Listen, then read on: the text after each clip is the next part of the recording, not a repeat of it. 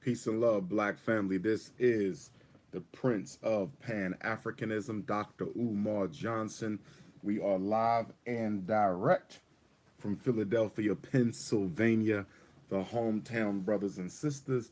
Last night, I had an opportunity to go to the theater and watch Tyler Perry's latest movie, Acrimony, which I want to talk about briefly. I know the hour is early and I do not plan to keep you long. In fact, I'm going to stop saying that because every time I say I do not plan to keep you long, I end up keeping you longer. So, uh, my apologies. Once the African Holy Ghost gets a hold of me, I have to keep on going. I have to obey the wishes of Supreme Consciousness, the Orishas, the Loas, the Abusums, the Netters, the Angels, the Iyami, and I have to keep on going. So, we're going to get into this movie, Acrimony, okay? And only a few points. It's beginning to get redundant to some extent. Um, and I'm not sure why. And shout out to our brother Tyler Perry, who we love and respect.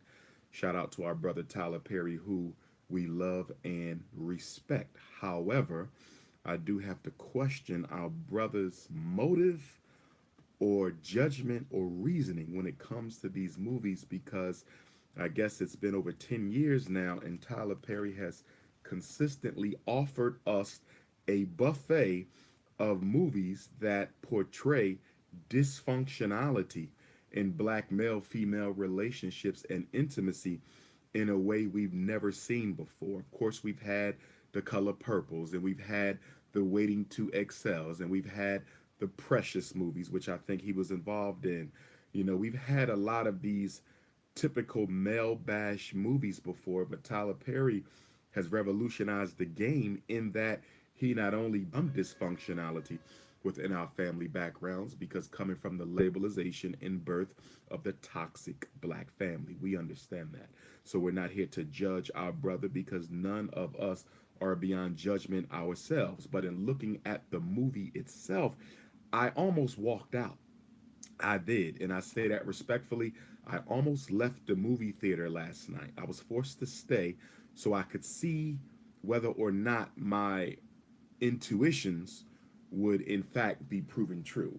I was forced to stay through the movie to see whether or not, our brother would in fact deliver another movie full of useless, dysfunctional, and negative perceptions about black men, black women, the black family, and of course, black love. And as always, he didn't disappoint.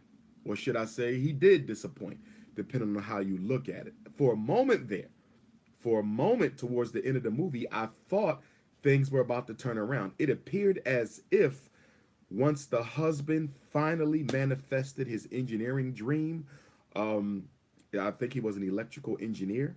Once he finally got his battery, okay, on the market, once his idea was finally purchased by the engineering firm, I thought that once he got his millions, he was going to come back and remarry Taraji. Taraji was the wife. I thought he was going to remarry Taraji.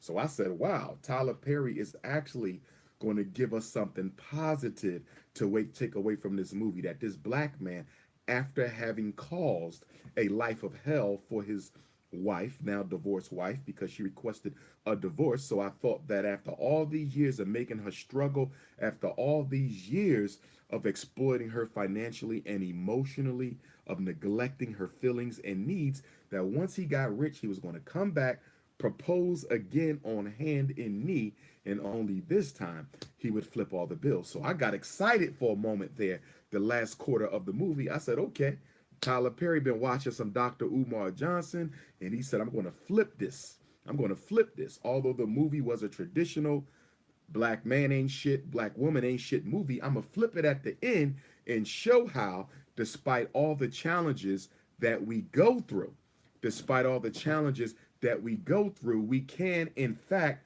work it out in the end. That's what I thought our brother was about to do. But unfortunately, he didn't.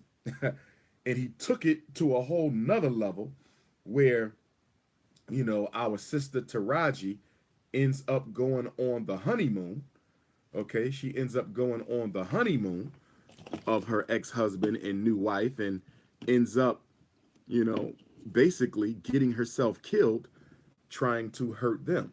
So Tyler Perry, not only did he disappoint what I had begun to presume would be a good ending to such a disastrous relationship, but he took it a step further, and Taraji ended up taking her own life by accident when the ship anchor dropped, caught her, and she drowned to death. So, Tyler Perry, not only did you disappoint my hopes for you, my brother, you even made things worse than how I thought they would have ended.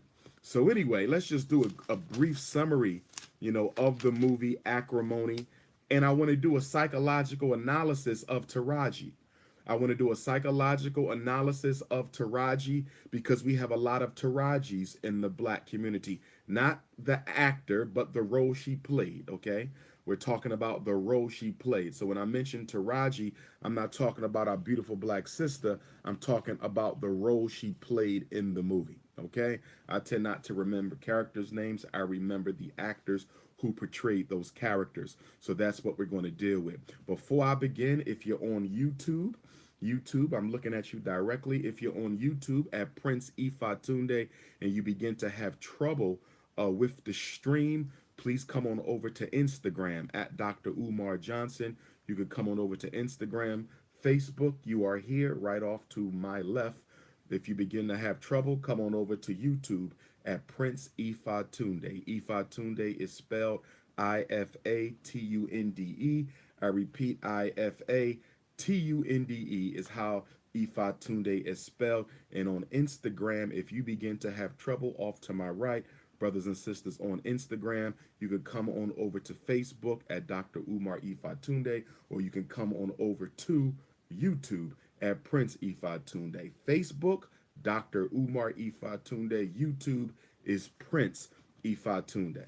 So, basically, in this movie, and I'm paraphrasing, another classic Tyler Perry Black Love Can't Work movies. Again, another classic Tyler Perry Black Love Cannot Work movie. We have Taraji P. Henson, who plays the role of a sister, a young sister in college. Her mother dies. I don't recall hearing much talk of the father. He may have been an alcoholic, I think I heard, but nonetheless, product of a dysfunctional family background. The mother dies. She bequeaths her fortune to her three daughters. Taraji P. Henson is the youngest of three sisters. Taraji P. Henson is the youngest of three sisters. And unfortunately, when you watch this movie, you also see another theme play out that often plays out in the black community many times, and that is a theme whereby the older sisters or younger sisters, it doesn't matter the age, are not particularly supportive of a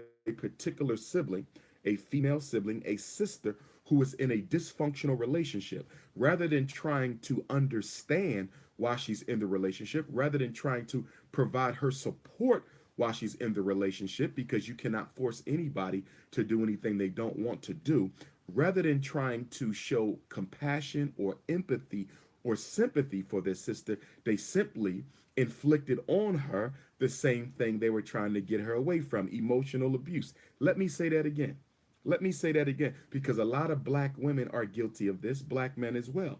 And that is, in trying to help a black woman escape from a dysfunctional, emotionally abusive relationship, you end up inflicting emotional abuse by being excessively judgmental.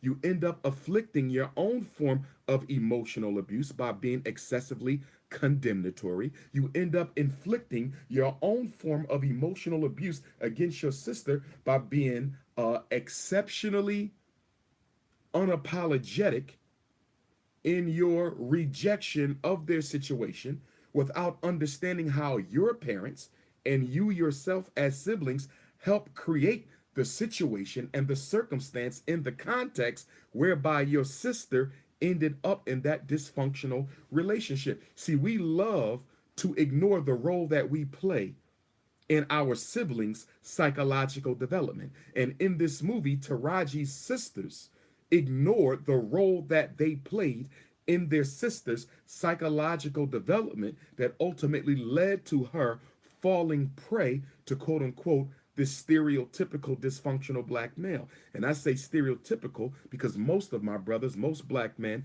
are not dysfunctional. Okay, so black women, you need to be very careful how you engage black women with your disagreements about their situation. Okay, you have to be empathic, you have to be compassionate. As a therapist, you have to see the perspective of the client. As a therapist, a good therapist can step out of their own judgmentalism, step into the shoes of the person that they're treating, and try to understand how they are thinking the way that they are thinking, try to understand the psychological history that brought them to where they are. This is what we should be trying to do. So, anyway, Taraji meets this young brother in college.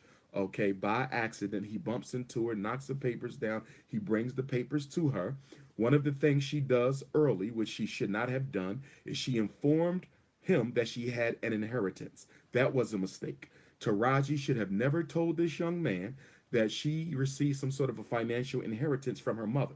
When you meet somebody, you don't put all of your cards on the table, especially cards that can make people disingenuously act as if they really value you when they don't. She had no business telling him that she was receiving a large financial inheritance from her mother. That was a mistake. The minute you introduce assets into an equation this early on in a relationship, you're setting yourself up to be exploited. It's no different than the black man who meets a woman and right off the gate tells her he's a multimillionaire. Why are you telling a woman you just met that you are a multimillionaire? When you do that, you're taking the focus off of you and you're putting the focus on what you have. You're taking the focus off of you and you're putting the focus on what you have. And the reason we love to take the focus off of us and put it on the things we have is because we lack security, we lack self esteem, we have a poor self concept. It doesn't matter how much money you have, it doesn't matter how many degrees you have, it doesn't matter how well placed socially, politically, or economically that you must be. The minute you start discussing what you have above and beyond who you are. Let me say this again, because black men and black women make this mistake, but black women make it more.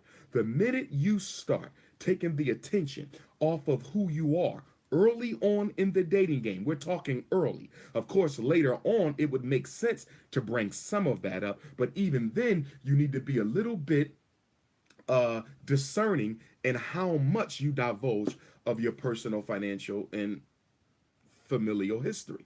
Okay. But early on in the dating process, if you're constantly shifting away from who you are as a person, your likes, your dislikes, your preferences, what you're looking for, when you start shifting away from that, and then you start shifting towards, well, I'm a this and I'm a that, and this is what I own, and this is what I bought, and this is what I have, which is something we see characteristically common within the hip hop community. Let me say that again. One of the reasons why our gangster rappers love talking about what they have instead of who they are. They love talking about what they do instead of who they are is because there's not much within them that they value. If you genuinely valued yourself, you would be talking more about yourself and not the things you own, the things you buy, the things that you do. And since so many of us as black males were deprived of a father figure whom we could emulate towards becoming our own man, there's a big empty hole in the middle of a lot of black men. There's a big empty hole in the middle of a lot of black men. There's a big empty hole about ourselves, and we shift that attention to what we own, what we do, what we have. What we own, what we do, what we have, as our gangster rappers do. 99% of all gangster rap songs is about what I bought, how much money I make, how many women I sexed, how much weed I smoke. They never talk about themselves. Once in a while, you'll get an emotional album. Every rapper puts maybe one or two emotional songs on their albums, but this is only a token to their emotional pain. This is only a token to the life that we don't know about. They need to do it more, because it doesn't matter how much sex you have. It doesn't matter how many albums you sell. It doesn't matter how many millions you have. You can still end up being unhappy if you don't focus on the person within. The body is a tool. It is not you. The mind is a tool. It is not you. The heart is a tool. It is not you. You are the person operating the body. You are the person operating the mind. You are the soul in the heart. You are not the heart. You are spirit. And if you do not cater to spirit, if you do not address spirit, then ultimately you will end up an empty soul. So Taraji ends up paying, she buys this young man a car. In college, with her mother's money, she buys this young man a car. So automatically we see thirst. Automatically thirstiness is going on. Right from the beginning of the movie, we got thirstiness.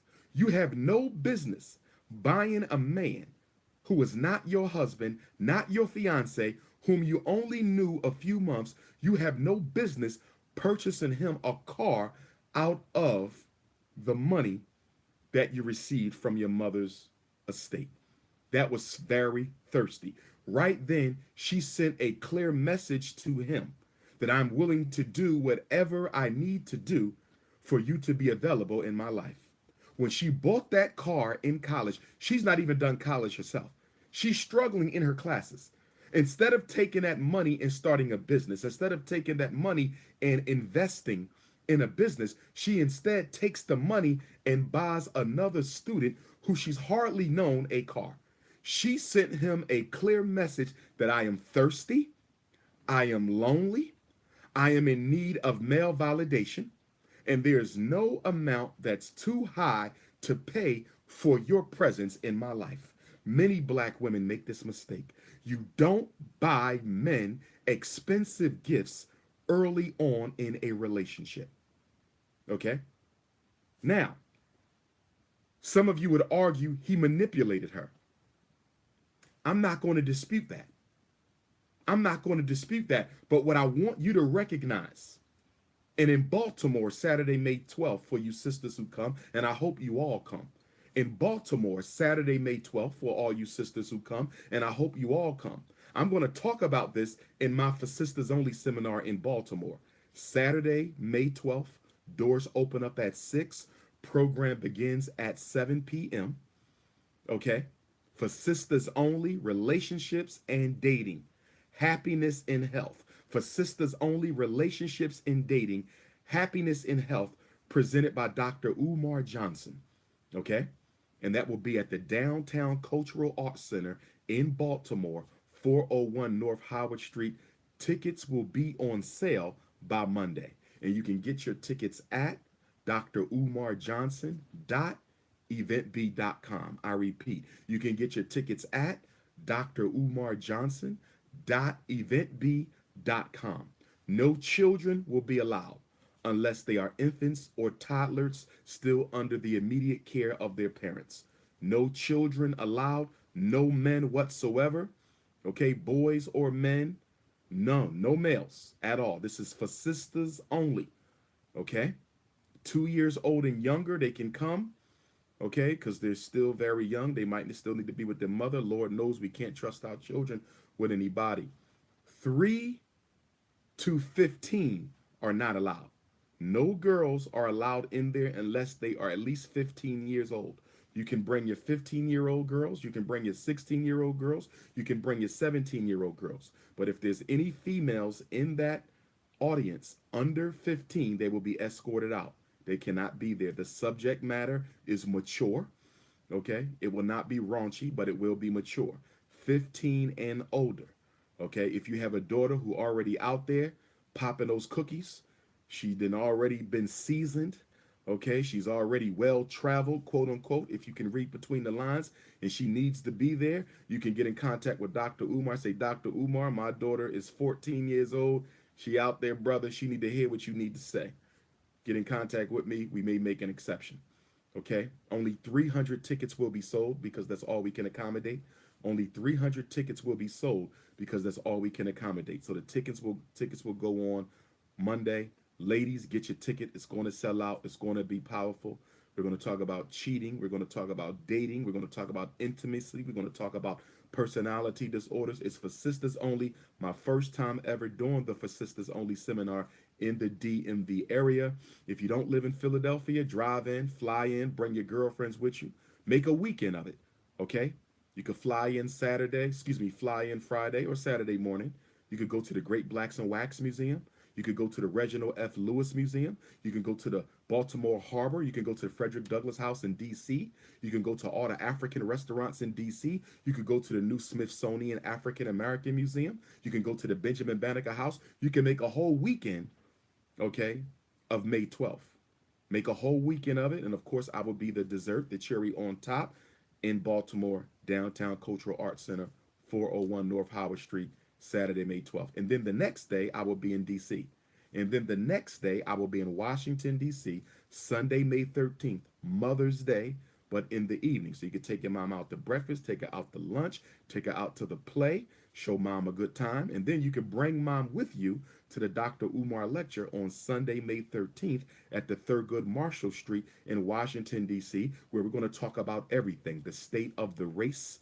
We're going to talk about the miseducation machine. We're going to talk about the situation in Africa, okay? And we're going to talk about woke wounded warriors, because we have a lot of woke wounded Africans in the Black conscious movement. How can you heal when you are not healed? How can you heal when you are not healed? How are you going to save Black people when you're not addressing yourself? So Saturday in Baltimore is the ladies. Sunday in Washington, D.C. is for everybody. Saturday, May 12th in Baltimore is for the ladies. Sunday, May 13th in Washington is for everybody. Tickets will be on sale Monday. drumarjohnson.eventbrite.com. So Taraji buys him a car. After Taraji buys him a car, he cheats on her. Okay, he's living in a trailer house. He's having sex with another woman. Taraji comes and she smashes her car into the trailer several times, busts her nose, damages her reproductive system. And as a result of that, Taraji, the actor in the movie, we're talking about acrimony, she has to get a full hysterectomy. Taraji has to get a full hysterectomy now because she could not control her emotions. She did not know how to rationally problem solve what she should do. She done bought this Negro a car, so she feels obligated to risk her own life, making her own self miserable, trying to make him miserable. She ends up getting a hysterectomy, no children whatsoever. And one thing I found odd in the movie is the fact that none of her sisters had children either. That was very interesting. Okay, you had three couples. You had Taraji's relationship, which was dysfunctional. And then her two sisters had husbands. No children were mentioned. So here we go again. Black Panther, nobody had children. Acrimony, nobody had children. There's a theme here. Since when do you see movies with married Black couples and no children? I digress. So after she almost takes her own life, ramming her truck into his trailer home, he comes back and apologizes, tells her how much he loves her, and then she goes and pays the rest of his tuition, which I think was about $73,000. So you done already bought him a car. He tells you he loves you. But see, what Black women need to understand, and I'm going to talk about this in Baltimore. We can't get into all of it today, but I'm going to talk about this in Baltimore at my For Sisters Only seminar. Okay? The reason I don't disagree with sisters who say he manipulated Taraji. I don't disagree with that. However, I do take a small exception to it, ladies and gentlemen, because he did not have to do much manipulation. He did not have to do much manipulation. Taraji was thirsty, needy, desperate, unfulfilled. Taraji was thirsty, needy, desperate, unfulfilled. Okay? And I'm not saying that to be disrespectful. There's a lot of women who fit that prototype. The reason I'm saying he didn't have to do much manipulation, because Taraji, in her thirst, See, Taraji's father was not emotionally available. She had a thirst to be validated by another man. So he did not have to do much manipulation because Taraji was going to spend her money on him regardless because she felt that spending all her money on him was worth the price of having him around. How many black women watching this right now? How many black women watching this right now will pay their last dime to have a man present in their life? A lot of black women are like this.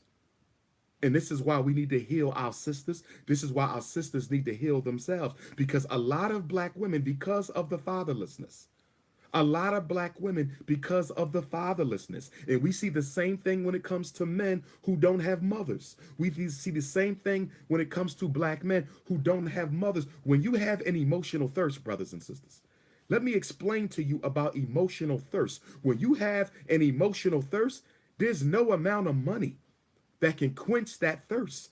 The problem is we learned this too late. Just as in the movie Acrimony, Taraji learned all too late that no matter how much money I pay for him to be around, he'll never be able to complete me. Because nobody outside of you can make you happy, and nobody outside of you can give you peace of mind. From a certain perspective, it could be argued that Taraji basically leased, like you lease a car, you lease a house. Taraji basically leased that man's availability in her life. He never was emotionally, so you got to recognize something. He was never emotional. He was never psychologically present. His whole life, their whole relationship together was one-sided. See, that's why I would say you got to be careful in saying he manipulated her. You have to be very careful in saying he manipulated Taraji, because he never really did a good job showing her that he cared. Let me say that again. Taraji's husband in Acrimony never did a good job showing her that he cared. She saw early on he was a loser, but she kept going. She saw early on that he could not emotionally provide for her, and she kept going. It was not his manipulation that made her life a living hell. It was her desperation. Let me say this again, and I want all my sisters to pay attention to me. And to my brothers watching this, in no way are we degrading black men, because I know that the character in Acrimony is not the standard for brothers. I know that. So black man, bear with me. This is an education for our sisters who happen to be dealing with some of those few black men who are predatory and exploitative and narcissistic, because Taraji's husband in Acrimony was so pathologically selfish that I would probably diagnose him with clinical narcissism. Taraji's husband in Acrimony was so pathologically selfish that I would probably diagnose him with clinical narcissism. Did you notice in the movie he cared about absolutely nothing? Nobody, nothing, except his invention. That's all he cared about. And if you notice, when he finally got an opportunity to pitch his invention to the white engineering company, when they offered him $800,000 to buy his invention, which he turned down, which was a good move. That was very good. I'm glad Tyler Perry put that in the movie, because black men and black women need to stop selling our intellectual products to white folks for pennies on a dollar. And as you see in the movie, because he held out, he ended up making tens of millions of dollars above and beyond the 800,000 that he was originally offered. So I do thank Tyler Perry for that. I'm glad he showed in his movie the need for black people to not sell their inventions just because they broke. Even though he had nothing, he refused to sell away his invention. It meant more to him than money, and I'm glad the brother held out because we saw later that in holding out and maintaining ownership of his intellectual property, it ultimately made him a multimillionaire. So thank you for that, Tyler Perry. That was brilliant. We need to see more of that because obviously our athletes and our entertainers and our inventors don't seem to understand that. They're willing to sell everything that they create for a couple of pennies. Okay? Rich now, poor later. Rich now, poor later. But the analogy that I want to draw is he was willing to sacrifice poverty and homelessness. Because remember, when he finally got an opportunity to pitch his battery to the firm, he was homeless, he was impoverished. Him and Taraji was going through a divorce. He had nothing or nobody. He had nothing or nobody. But he was willing to sacrifice and continue to be broke and poor to control his inventions. I want to contrast that with the fact that he never sacrificed for Taraji one day. Have y'all noticed that in the movie? He never sacrificed for his wife. He never sacrificed some of his time working on his invention to get a job to help his wife pay the bills. Not one time in his whole movie did he sacrifice for his wife, but he was willing to sacrifice for his invention. Not one time did he sacrifice for his wife, but he was willing to sacrifice for his invention. I agree. He sacrificed Taraji for his invention. I absolutely believe that. And a lot of black women get sacrificed every day by their mate for a greater goal. What did Taraji do in this movie that I constantly tell black women not to do? What did Taraji do in this movie that I constantly tell black women not to do? Don't invest in a man before you invest in yourself. Taraji never invested in herself. Taraji invested in her husband. She took all of her money and put it in him with no guarantee of a return. And another mistake she made, another mistake that she made in this movie that black women make all the time, Taraji started investing in him financially before he had put any financial equity in their relationship. I can't recall one time in the whole movie where he even took her to lunch, to breakfast, to dinner, bought her a birthday card, a birthday cake, a surprise birthday party. Nowhere in this movie did I see him invest financially, even a few dollars in his wife. But Taraji bought him a car, Taraji paid his tuition, and then Taraji even did something that no black woman should ever do, or black man. No person should ever risk losing a piece of family wealth like a house. Taraji put up the house. She put up a loan against the house. She mortgaged the house to pay off his invention. You never do that. At that point, I was clear in seeing that Taraji had no non-negotiables when she entered the relationship, and she developed no principles while she was in it. Let me say this again. The worst thing for a black woman is to get into a relationship and you don't even know what your non-negotiables are. Taraji didn't have no non-negotiables. All she knew was she needed a man, and this was the first man that told her he loved her. This was the first man that showed a little bit of care, although he never invested. See, he put no equity in a relationship. And no black man, no black woman should be given more than what they get. The relationship should be a balance. No black man or black woman should be given more than what they get. A relationship should be a balance. Now, I don't have a problem with a black woman doing exactly what Taraji did if in the past her husband did the same thing for her.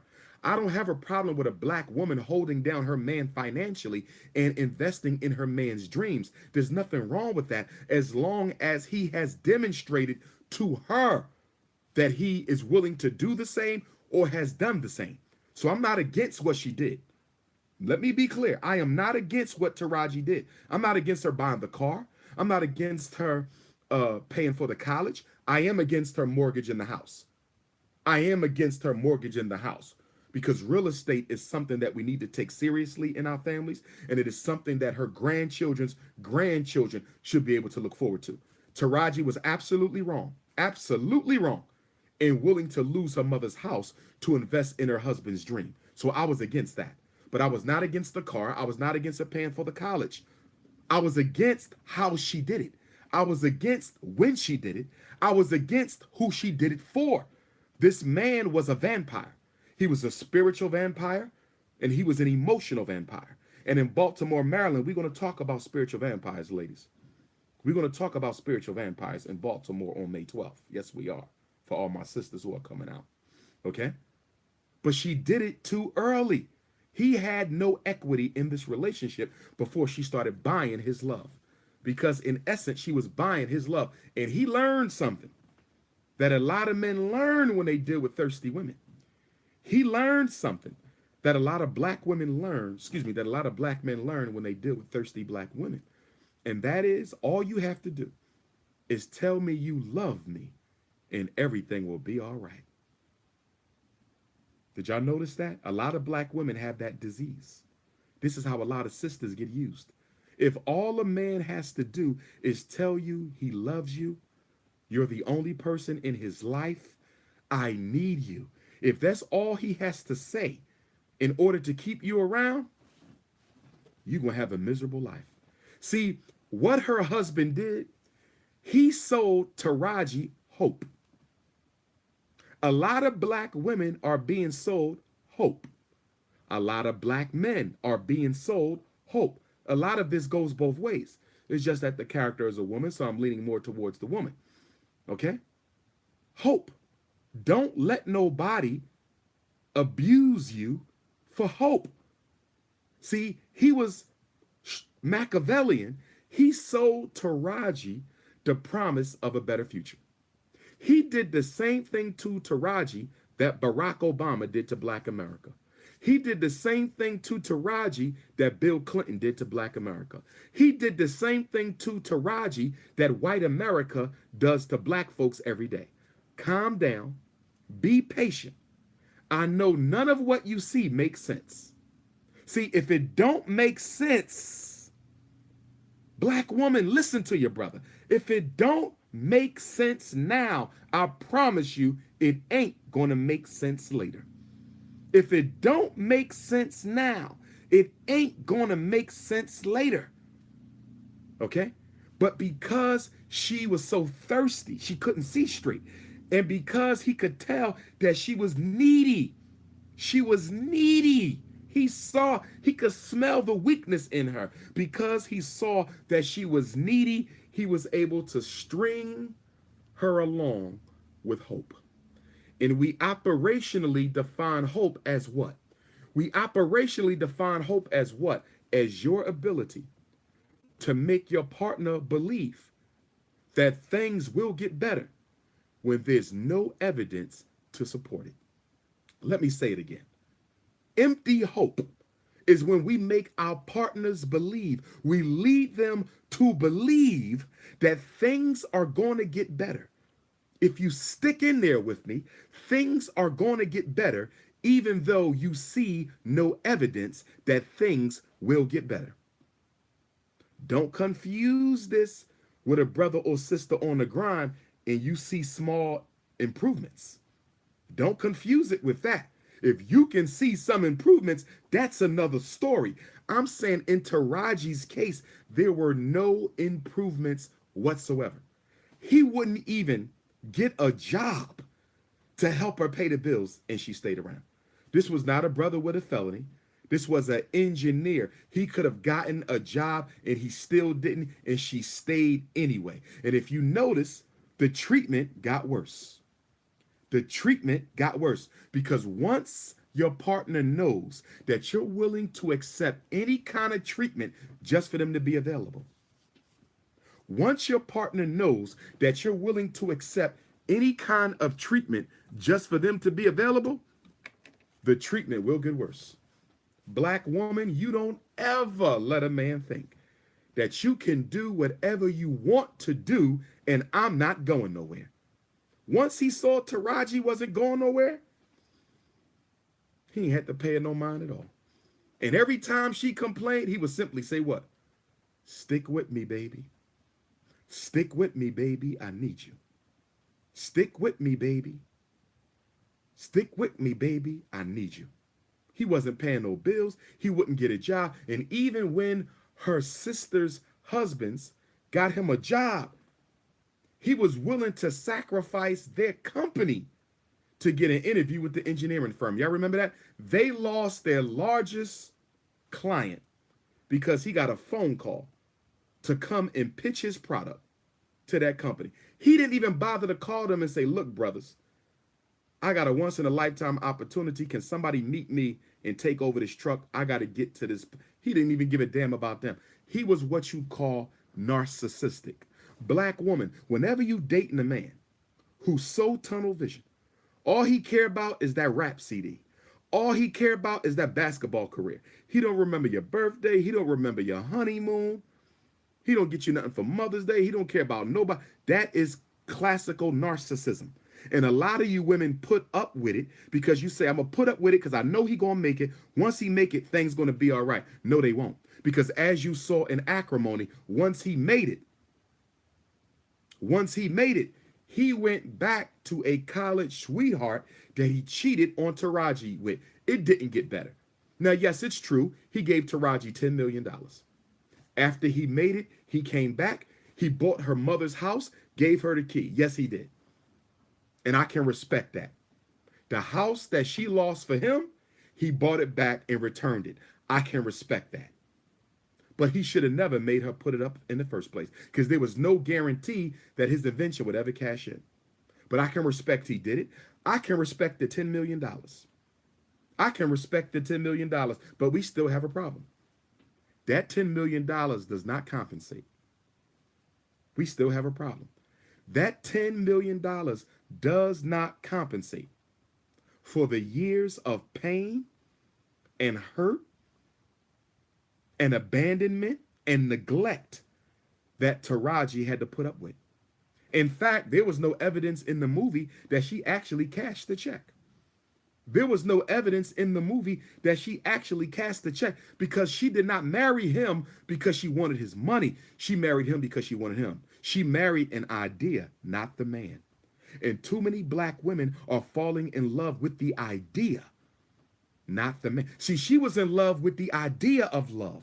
Too many black women are in love with the idea of love. You can't be in love with the idea of love. Make sure that you're not marrying love instead of the man, because a lot of black women are getting married because they are in love with love. And they think that they're in love with the man, but they're in love with the possibility of being loved. And that's a bad decision to make. That's a bad decision to make. That's a bad decision to make. Black women cannot be so in love with love that you fail to recognize you're not being loved. You're in love with the promise of love to come. He promised her a love to come later. Love doesn't have to wait. Why does she have to postpone being loved? It doesn't cost anything. And that's what somebody should have told Taraji. If I was a therapist, I would have asked her. Why are you allowing someone to postpone loving you when love doesn't cost a thing? Black woman, I'm asking you, why are you allowing someone to convince you to postpone being loved the right way when love doesn't cost anything at all? Love don't cost. So why do you have to postpone being loved if love doesn't cost? If I was the therapist, I would have gave her that question, and then we would have analyzed her response. Okay? Paid his tuition, bought him a car, caught him cheating. But see, brothers and sisters, Taraji suffered from, as her therapist said in the movie, and I agree with the therapist. I'm not big on diagnoses, but I do agree with the therapist. The therapist told Taraji that she may have borderline personality disorder. Borderline personality disorder. Borderline personality disorder is characterized by a man or woman, but more women are diagnosed with it, because women are socialized to be emotional or socialized to express their emotions. Men are socialized to hide theirs.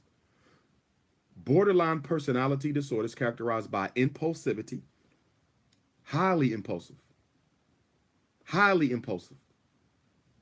You hear about these women who stabbed their boyfriend and didn't mean to do it, ran the car off the cliff, didn't mean to do it, burned the house down, didn't mean to do it, was so caught in a rage, so extremely impulsive that they jeopardized their life and other people's life, as you saw in this movie. Borderline personality. Taraji's borderline took her own life. Her borderline personality disorder took her own life at the end when she shot the ex-husband. Remember?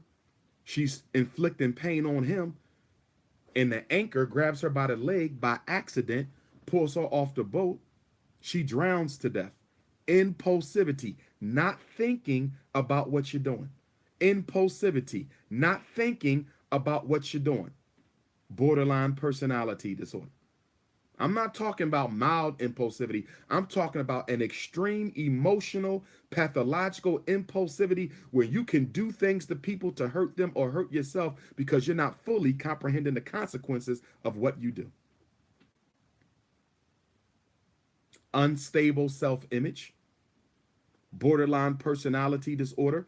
Black men mostly, but women, black women mostly, but men as well, who have a poor self-image. See, Taraji in this movie exemplified the black woman who needs a man to feel like a woman. Let me say it again. And I hope I'm talking to some of you sisters today.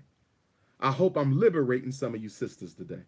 I'm hoping I'm empowering some of you sisters and brothers too, because the shoe can be easily put on the other foot. But there's a lot of black women who are raised by black women who believe you have to have a man to be a woman.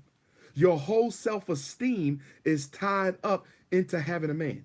You don't have an image of yourself separate from a man. Taraji didn't have an image of herself separate from a man. Taraji didn't have an image of herself separate from a man. And because Taraji didn't have an image of herself separate from a man, she needed him to be her. She needed him to be her. How many black women watching this right now? How many black women watching this right now feel like you need a man to complete you? You need a man to complete you. Do not confuse what I'm saying. It is natural to want a man. It is natural to desire a mate. It is natural to want a husband. I'm not talking about that. I'm talking about when your desire is so pathological that any man will do.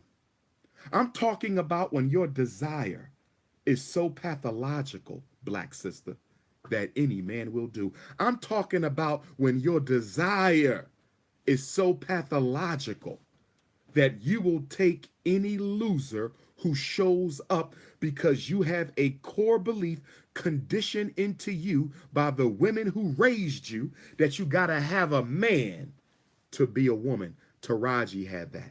Let's continue with borderline personality disorder. Extreme impulsivity, unstable self-image, and guess what? Pathological emptiness. Taraji was empty inside. Did you notice in this movie she had no friends? Her sisters were distant, bougie, emotionally abusive. How many black women out there got sisters who are distant, bougie, judgmental, emotionally abusive? She had no children, had a hysterectomy, couldn't have no children, but they could have adopted, but there was no conversation about adoption. There was no conversation about foster parenting any children. I don't know if Tyler Perry forgot to write that into this movie or if he left it out on purpose. So she had no child. She had no friends. She had no family. He didn't have to manipulate her, brothers and sisters. Manipulation is when you take a woman who got it all and bring her down. This was a woman who had nothing, and simply she stayed down because she put her entire hope for a better life in a man. No woman should ever. No man should ever. No woman should ever. No man should ever put your entire future on the shoulders of another human being. You should never do that. And so many black women have done that because you've been taught by church and masjid. You've been taught by church and masjid. You've been taught by church and masjid that you must stand by him no matter what. And I'm here to tell you that the no matter what, cut that off.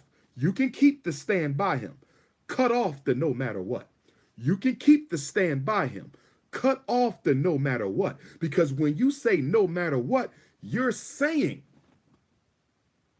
that my love is unconditional, irregardless of how you treat me. When you say no matter what, you're saying my love is unconditional, even though you don't help me pay these bills. You saying no matter what, my love is unconditional, even if you treat me like I don't even exist. There must be conditions. There must be non-negotiables. And the problem with Taraji, she didn't have no non-negotiables. She even was willing to give up her mother's house to feel love because she's empty. She's trying to fill up an emptiness that she can only get from a father. And if the father isn't there, she can still get it through developing her spirituality, building a social network, connecting with an older father figure who can provide her with the emotional fulfillment she needs without exploiting her sexually. She tried to get it from a man. See, this relationship was a codependency. This relationship was a codependency. This relationship was a codependency. What do I mean when I say codependency? I'm saying that he needed a woman he could use to achieve his scientific goals. He needed somebody he could leech off of. See, what do we know about him? His mother put him off on his grandmother. What do we know about him? His father is in jail, and his mother left him on his grandma. So I would argue that this brother was so out of touch with his true feelings. I would argue that this brother was so out of touch with his true feelings, okay, that he buried his feelings deep because his mother abandoned him. He had abandonment issues. So he didn't have a problem mistreating Taraji because as far as he's concerned, all black women are no good because his mother dumped him off on his grandma. Now, this didn't come out in the movie, but I'm telling you, based on his behavior and based on his psychological history of being abandoned by both parents, but particularly the mother who dropped him off on a grandma, just like Obama's mother did, okay? The mother who dropped him off with the grandma, he probably developed a certain attitude towards black women, which includes a lack of trust, which includes a lack of trust. I don't think he could love her. He had demons that he never dealt with. I don't think he could love her. 1 second, brothers and sisters.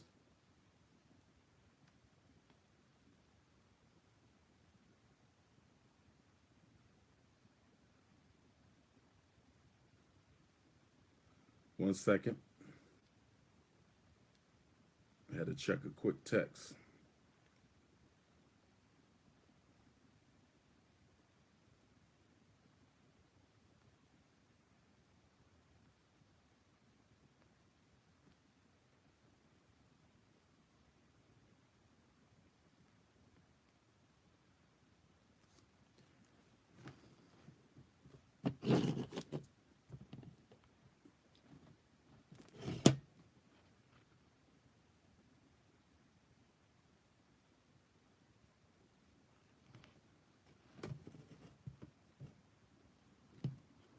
Okay?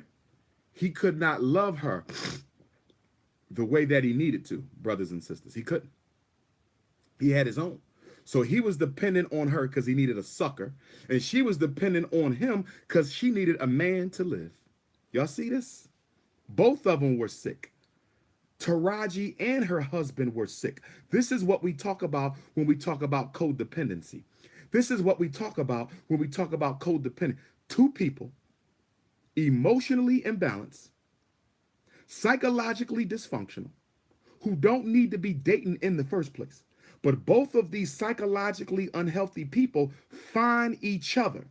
And in finding each other's sickness, they find a way to validate the other person's misery without helping them get through it. She couldn't help that man get in touch with his emotions, and he couldn't help her get in touch with herself. It was a codependency. It's what I call a match made in hell. When two sick people come together and all they do is co-sign each other's illnesses, when two sick people come together and all they do is co-sign each other's illness, absolutely insane. Absolutely insane. See, all he had to do was make her feel better. This is when dating becomes a drug. We're going to talk about this in Baltimore on Saturday, May 12th, ladies. We're going to talk about this in Baltimore on Saturday, May 12th, ladies. Make sure you get your tickets at drumarjohnson.eventb.com. Okay? Only 300 tickets will be sold. I'm going in. And I'm telling you now, don't come to Baltimore if you're looking to blame the man for why you're miserable. Let me say that one more time. I want to make sure my feminist sisters understand that Dr. Umar's for Sisters Only session is an empowerment session. It is not bash the brothers. Let me say it again, feminists. This will not be he ain't shit. This will not be it's all his fault. I believe in empowering black women so you can make better decisions. If you're looking for me to co-sign you saying this is his fault, don't come to Baltimore. The only women who should be in my audience are women who are willing to say, Dr. Umar, I take 100% responsibility for the men that I choose. Dr. Umar, I take 100% responsibility for the men I had children with. Dr. Umar, I take 100% responsibility for staying in that abusive relationship. Only women who are willing to take responsibility should come to Baltimore. Don't come to Baltimore, sisters, on May 12th if you're not willing to take responsibility. You want to keep on being weak, blaming the man? Stay home. I'm looking for sisters who tired of that shit and they want to break free of the prison of being dependent on somebody else for their happiness. That's a prison. It's an illusion. It's an illusion because no one makes you happy but you.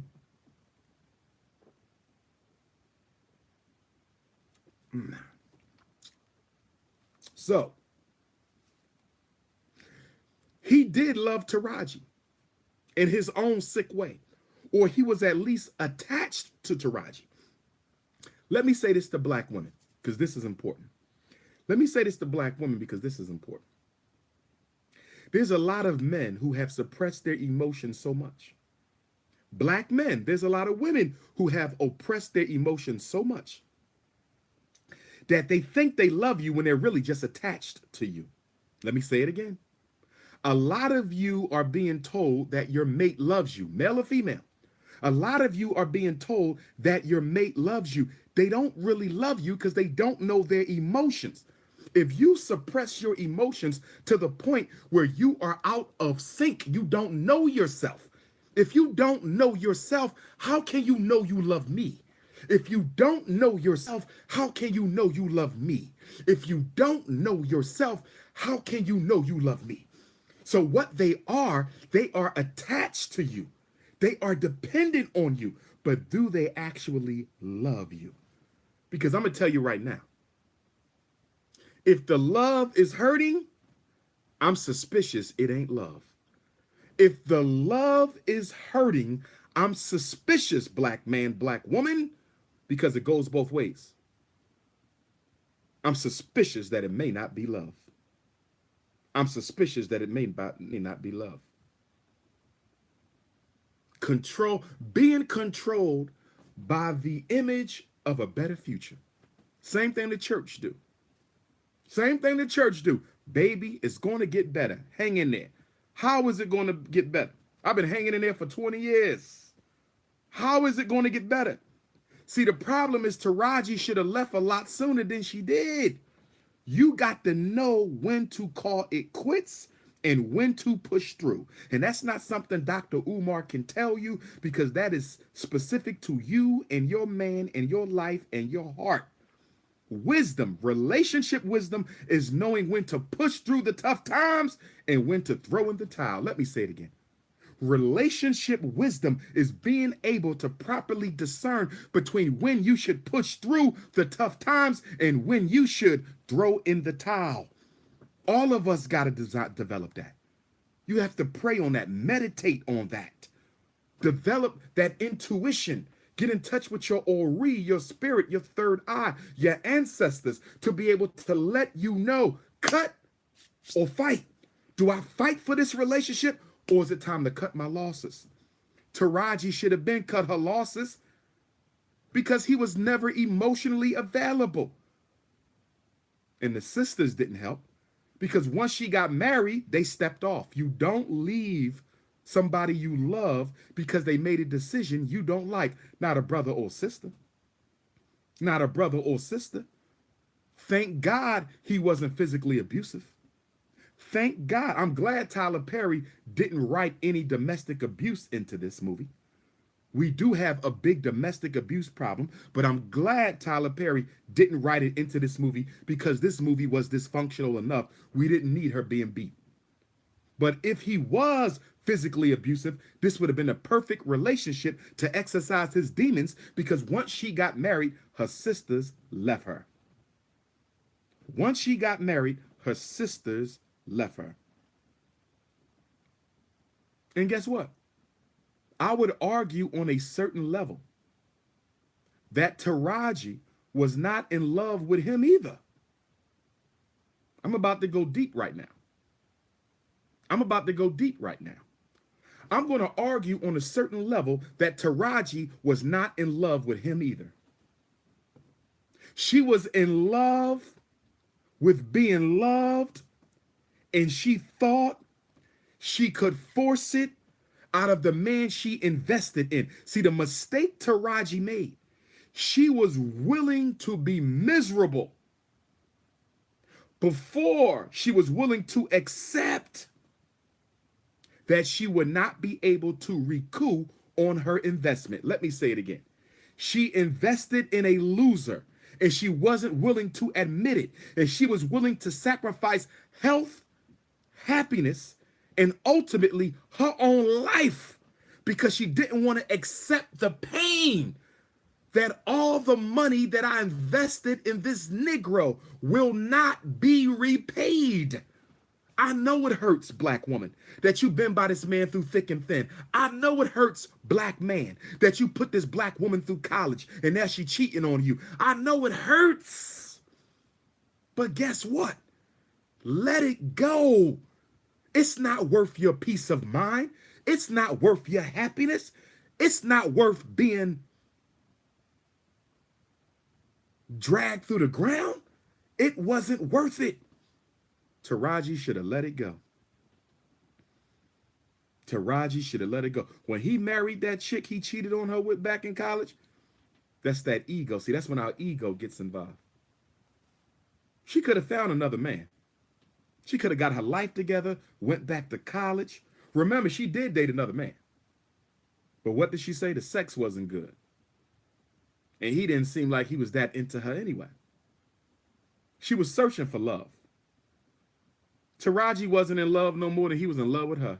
Nope. But she was willing to pay for his availability. She was willing to pay. Okay.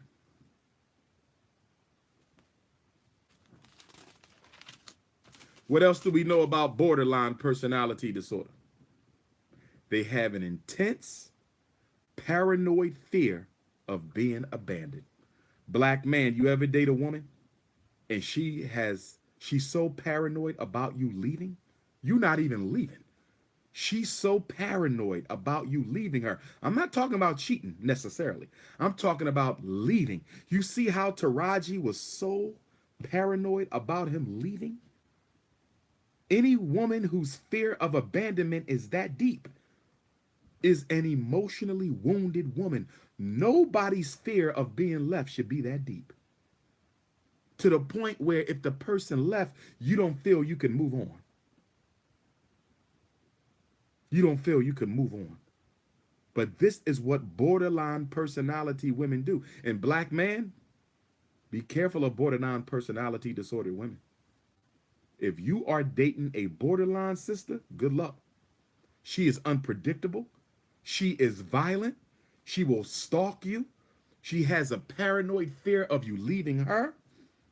Very suspicious of everything. Very impulsive. You better be careful. Those borderline women ain't nothing to play with. I don't know what's worse, borderline or bipolar. Bipolar, they manic depressive. Bipolar, they super happy then super sad. Okay?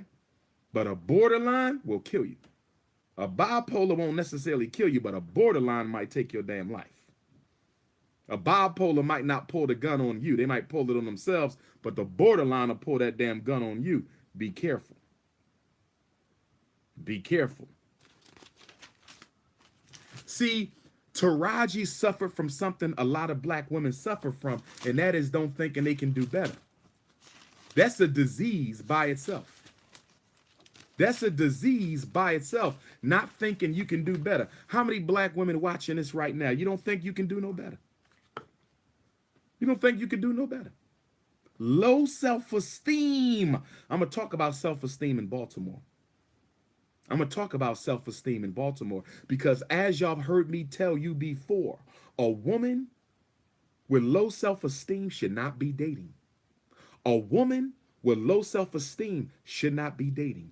A woman with low self-esteem on these streets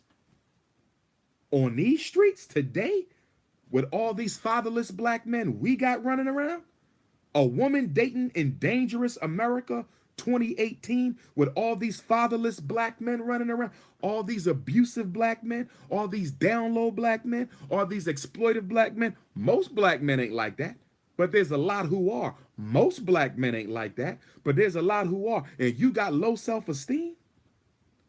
A woman with low self-esteem is like a rabbit walking into a pack of wolves. A woman with low self-esteem is like a rabbit walking into a pack of wolves. You have no business dating. And see, I think Taraji's sisters could have saved her. I think Taraji's sisters could have saved her if they would have loved her instead of judging her. I think Taraji's sisters could have saved her if they would have loved her instead of judging her. Don't make that mistake.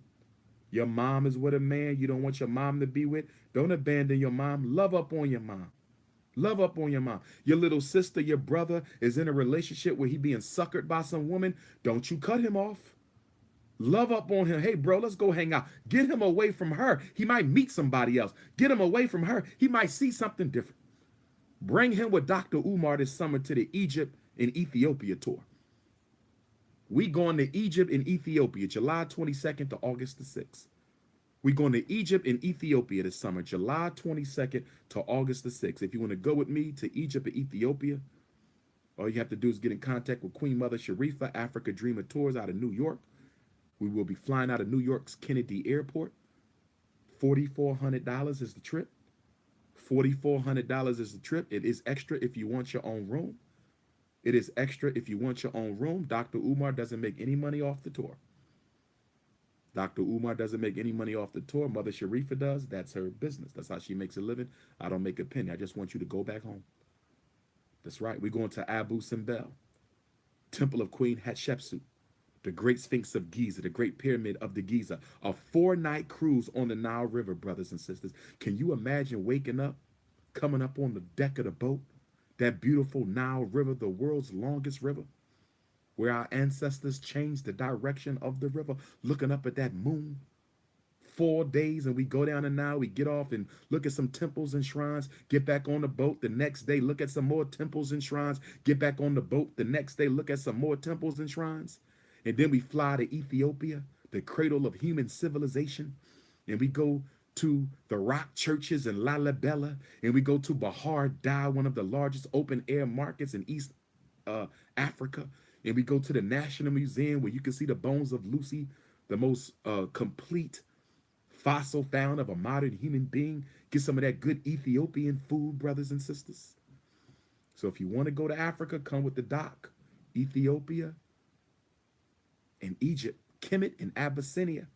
We're going to go into the shrine of His Majesty Emperor Haile Selassie the First. We're going to go into the shrine of Menelik II, one of my greatest heroes, King of Ethiopia, descendant of Queen Sheba and King Solomon, who defeated the Italians at the Battle of Adwa in 1896 when nobody gave him a chance. Oh, it's going to be beautiful. It's going to be beautiful.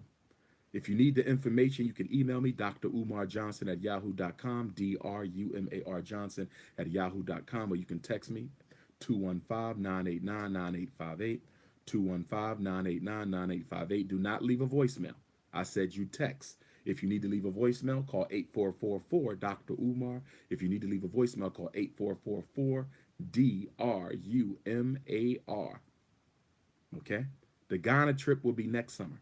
We're back to Ghana 2019 for the 400th anniversary of the commencement, or memorial, 400th memorial of the commencement of the international African slave trade from Africa to America. They dropped our ancestors off enslaved 1619. Next year will be 400 years. And the government of Ghana is planning a massive celebration to commemorate 400 years since the beginning of the European slave trade from Africa to America. If you can't go with us this summer to Ethiopia and Egypt, save your money for next year. Ghana, 400-year celebration, 400-year memorial of our ancestors. It's going to be powerful. If you can't go this summer, save your money for next summer. But you want to go this year and next year. You want to do East Africa this summer, West Africa next summer. You want to do East Africa this summer, West Africa next summer. Let me get back on track. One thing women need to learn from this movie about relationships, and I brought this up early, you don't invest in a man more than yourself, because all you're doing is building him up only to give him to another woman who has the level of self-worth that he desires. Let me say this again. Black woman, listen to me. This gonna hurt. This is about to hurt. That's why we're gonna get into it in Baltimore. That's why I can't no men be in Baltimore, because some of y'all gonna leave Baltimore. You're gonna be empowered, but you're gonna be a little angry, because I'm gonna talk straight talk. I'm gonna talk straight talk. I'm gonna talk straight talk. I don't care how much money you gave him. I don't care if you got him off the street.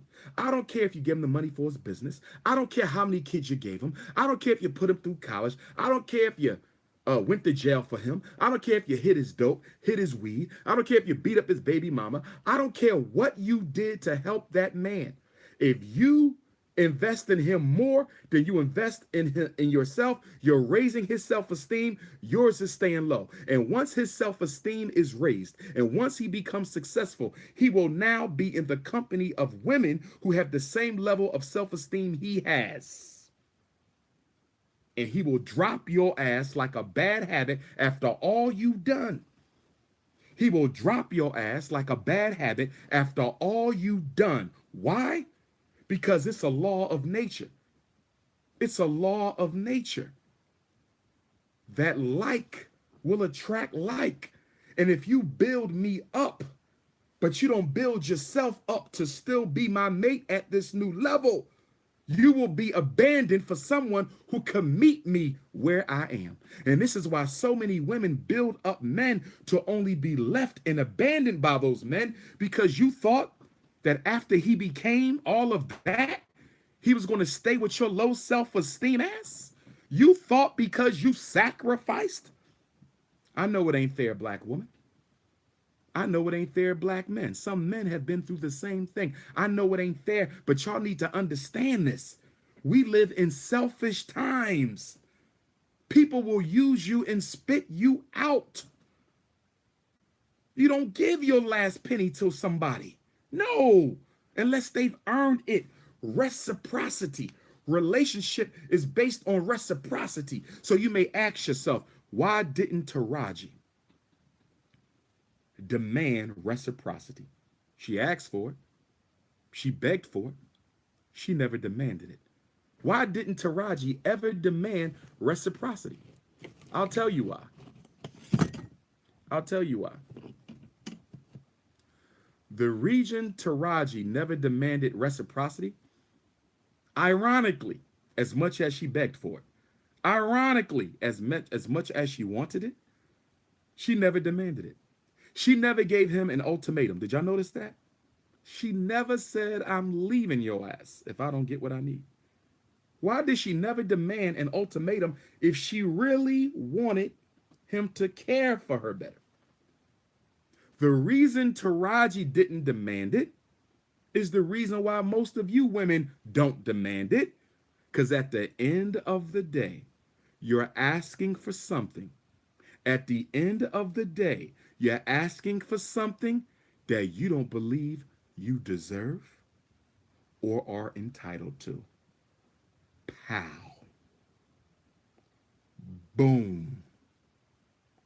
Wow. I'm going to say it again. The reason Taraji never got what she wanted, the reason because she could have left him and found another man. She could have left him and found another man.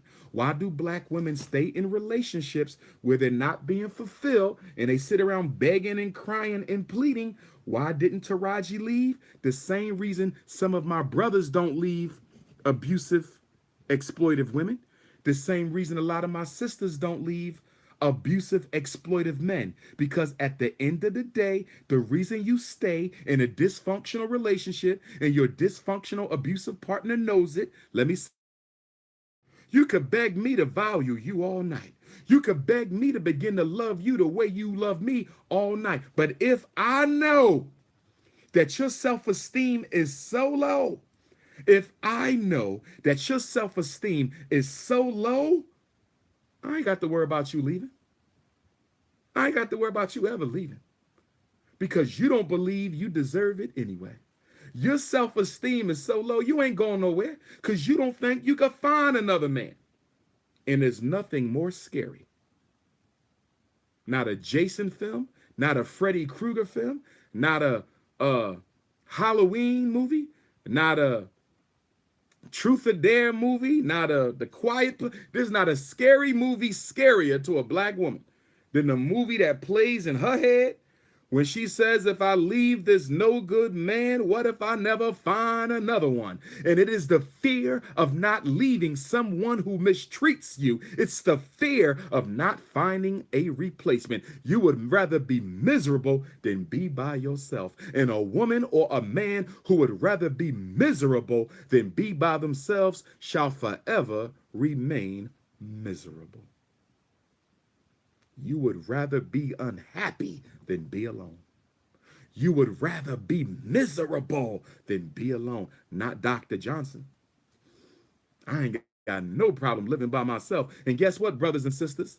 The irony of being able to love and live, the irony of being able to love and live, the irony of being able to love and live lies in the fact that only people who can be alone, only people who are at peace by themselves, only people who don't need people can actually be happy with people. Let me say it again. Only brothers and sisters who can be happy by themselves can actually be happy with another person. Let me say it again. Only brothers and sisters who can be happy by themselves can actually be happy with another person. People who cannot be happy alone will definitely not be happy with you. Only people, if you can't be happy alone, you damn sure ain't going to be happy with me. Now, he did owe that other woman the woman he cheated on in college, because she ultimately got him the deal. Not only did she get him the deal, she got him much more than the 800,000 they offered. She got him that plus more, and he retained copyrights and patents. The problem is Taraji did all the hard work. See, I'm a firm believer. You don't put out nothing in a relationship that you cannot live with having lost if that relationship ends today. Did y'all hear what I said, brothers and sisters? I'm going to say it again. You don't go so far as to give so much of yourself in a relationship that if it ended today or tomorrow, you would have regrets. See, I'm the type of brother, I can invest in a sister, and if the relationship ends, I will be at peace knowing I helped another African, because I don't have a selfish love.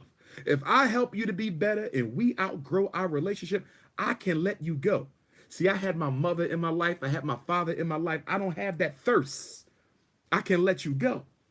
And because I don't have that thirst, I will not be mortgaging anything in my family, okay, that if this relationship ended, I can't get back. I would never do that. See, this is when thirst, we're going to talk about thirst in Baltimore Saturday, May 12th. Oh, we're going to talk about that thirst. But let me say this to Tyler Perry. My brother, I need you to do better. This is to Tyler Perry right now. Brother, I respect you. I respect what you come from. You are a success story. You're a brother that other brothers can look up to. You a billionaire brother. Brother, you are an example. But I need you to stop making movies that portray the worst of black love. Brother, I almost walked out your movie last night. I said, here we go with some more of Why Did I Get Married bullshit. And if you do Why Did I Get Married again, I got to be Jill Scott's husband. Okay? Somebody get Tyler Perry on the phone and tell Tyler Perry that Dr. Umar says if there's another Why Did I Get Married, he must be Jill Scott's boyfriend, husband, fiance. I want to be in Why Did I Get Married Part 3 and 4. And you're going to sell more than ever before because I'm much more popular than most of your actors. Trust me on that. I'm much more popular than most of your actors. Trust me on that, okay? No disrespect to them. But my brother Tyler Perry, as you saw with the Black Panther movie, as you saw with the Hidden Figures movie, black people will support other kind of movies. We don't need to keep seeing romantic filth. We don't need to keep seeing the insecurities of intimacy. That movie, Acrimony, I don't think I could show that to my daughter. I wouldn't feel comfortable showing that to a developing young African princess. I couldn't show them that movie. I don't even think I could walk them through it because it's so negative.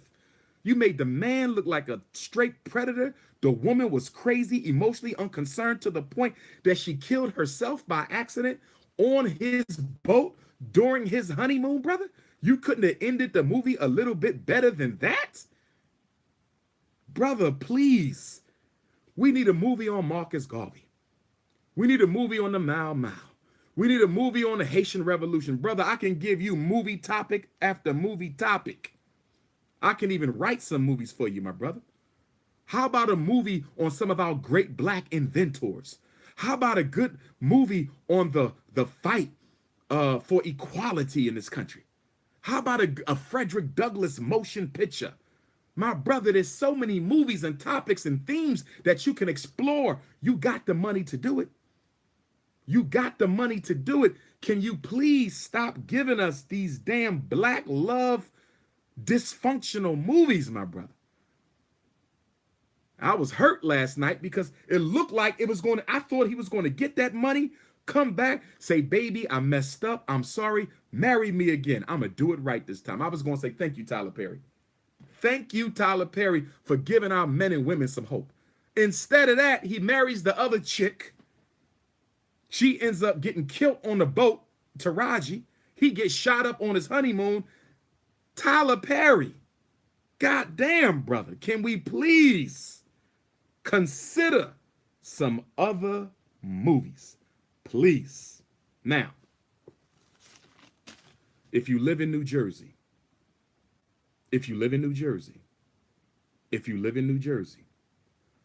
Dr. Umar Johnson will be speaking tonight at a Rock the Vote event in Patterson, 36 Marshall Street. Tonight, Friday, April 13th, 36 Marshall Street at Jacksonville Catering. Tonight, 36 Marshall Street, Jacksonville Catering. The event is from 6 until. A lot of rappers, a lot of hip hop artists, celebrities supposed to come through. A brother running for mayor going to speak. I'm going to speak. That's tonight, 6 o'clock, 36 Marshall Street, Patterson, New Jersey, Friday, April 13th. Come on out. If you live in Texas, if you live in Texas, if you live in Texas, I will be speaking in Marlin, Texas, Marlin, Sunday, the day after tomorrow. Sunday, April 15th, Marlin, Texas, 3 o'clock, myself and the real Coach Carter. Everybody saw the Coach Carter movie, right? Played by Samuel L. Jackson, Coach Carter. Well, the man that movie was made for, the real Coach Carter, has his own school and his own camps, and he invited me out to speak with him this Sunday at 3 o'clock. If you need the flyer, text me for it. I will give you the flyer. So tonight we're in Patterson, New Jersey. Sunday, we are in Marlin, Texas. You could text me for the flyer for Patterson. You could text me or email me for the flyer for Texas. And then next Saturday, we are in Paris, France. Myself and Renoko Rashidi. Next Saturday, we are in Paris, France for the Pan-African Conference. Okay? Cleveland, Ohio, Friday, May 19th. Excuse me, Friday, May 18th. At the African American Museum in Cleveland. Shreveport is back on. Saturday, May 26th. It is confirmed. Contract is signed. The Prince of Pan-Africanism will be debuting in Shreveport, Louisiana. Saturday, May the 26th, 50th anniversary of Dr. King's 50th memorial of the taking of Dr. King's life. Can't wait to come to Shreveport. Bahamas, if you live in the Caribbean, Dr. Umar Johnson will be making his grand debut in the Bahamas at the University of the Bahamas in Freeport on Saturday, June the 30th. University of the Bahamas in Freeport, Saturday, June the 30th. Now, brothers and sisters, I get a lot of questions about relationships from black men and black women. I get a lot of questions about relationships from black men and black women. And what I want to do right now is I want to read and answer some of the relationship questions that I get for the next 30 minutes, and then I'm going to let y'all go. Okay? Okay? That's what we're going to do. We got 30 more minutes. I'm going to read and give you my clinical, therapeutic assessment or answer. One of the questions I got from a sister: I've been in a relationship for 10 years. It started good, but the last 3 years, Dr. Umar, have been horrible. He used to treat me like a queen. Now he treat me like a random booty call. He's been acting very mysterious. We do live together. He's not catering to me like he used to. So we got a sister living with a brother. Been together 10 years. He used to cater to the sister, treat her like a queen. Last 3 years, he been acting funny, ain't been catering to her no more. Couple things. Number one, he's outgrown you. See, we need to understand something. We can outgrow each other in a relationship and it not be nobody's fault. I don't know this sister's age, but if y'all were dating at 25 and now y'all 35, he a different man. If y'all were dating at 35 and now he's 45, different man. He may have outgrown you. So that's number one. And if he simply outgrown you, it's not his fault or your fault. People outgrow each other all the time. That's number one. Number two, he could be bored in the relationship. But if he's bored in the relationship, he has an obligation to tell her that. See, if my wife is boring me, I have an obligation to tell her that, because it is my fault as much as it is her fault, because it is a relationship and we have to work through it. So he can't say, I'm bored at her. you are also responsible for making this relationship what it needs to be. The man is as responsible as the woman towards making the relationship who it needs to be, what it needs to be. So he can't start treating her funny because he's bored. If it's boring, make it not so boring. And one of the ways that the relationships get so boring is because women allow men to keep them indoors. A relationship that doesn't get any oxygen will die. A relationship that doesn't get any oxygen will die. A relationship that doesn't get any oxygen will die. If you allow him to keep your ass in the house, y'all don't go nowhere. Okay? You only see him indoors. That relationship ain't going nowhere. It can't. How can you grow a relationship without no oxygen? How can you grow a relationship without no sun? You can't. How can you grow? A relationship is like a plant. A plant needs sunlight. A plant needs oxygen. A plant needs to experience the great outdoors. If your relationship isn't outdoors, it's going to suffocate. That could be the problem here. Okay? And last but not least, he probably has another woman. When a man was that into a woman, remember now, he didn't leave her. He did not leave her. Not yet. And she didn't mention that the relationship may end. He's just not into her no more, and he's mysterious. And if they have children together, he potentially may not want to leave because it's cheaper to keep her. It's cheaper to keep her. Even though they're not married, it's cheaper to keep her. Why? Because child support can kill you. Child support can be a black man's emotional death. If they got 2, 3 children, guess what? He probably said, you know what? I'm staying.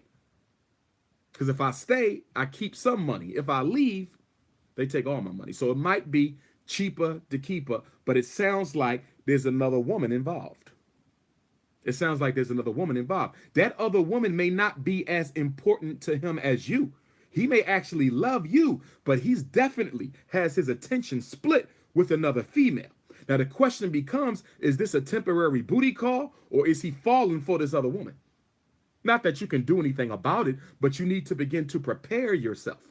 But if the adult thing to do, let me tell you what the adult thing to do.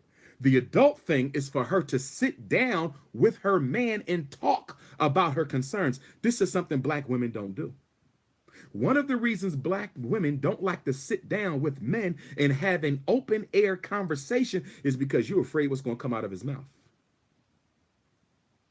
A lot of black women, because of self-esteem issues and abandonment issues, have a greater fear of being left than of being murdered. A lot of black women have a greater fear of being left than of being murdered. We're going to talk about that in Baltimore on May 12th. We're going to talk about that in Baltimore on May 12th. A lot of black women don't want no damn sit down. A lot of black women don't want to ask the man if there's another woman. A lot of black women prefer to live the lie because it's more convenient than the truth. Can I keep it real? A lot of black women prefer to live a lie because it's less psychologically painful than the truth. Black people in America, we a good example.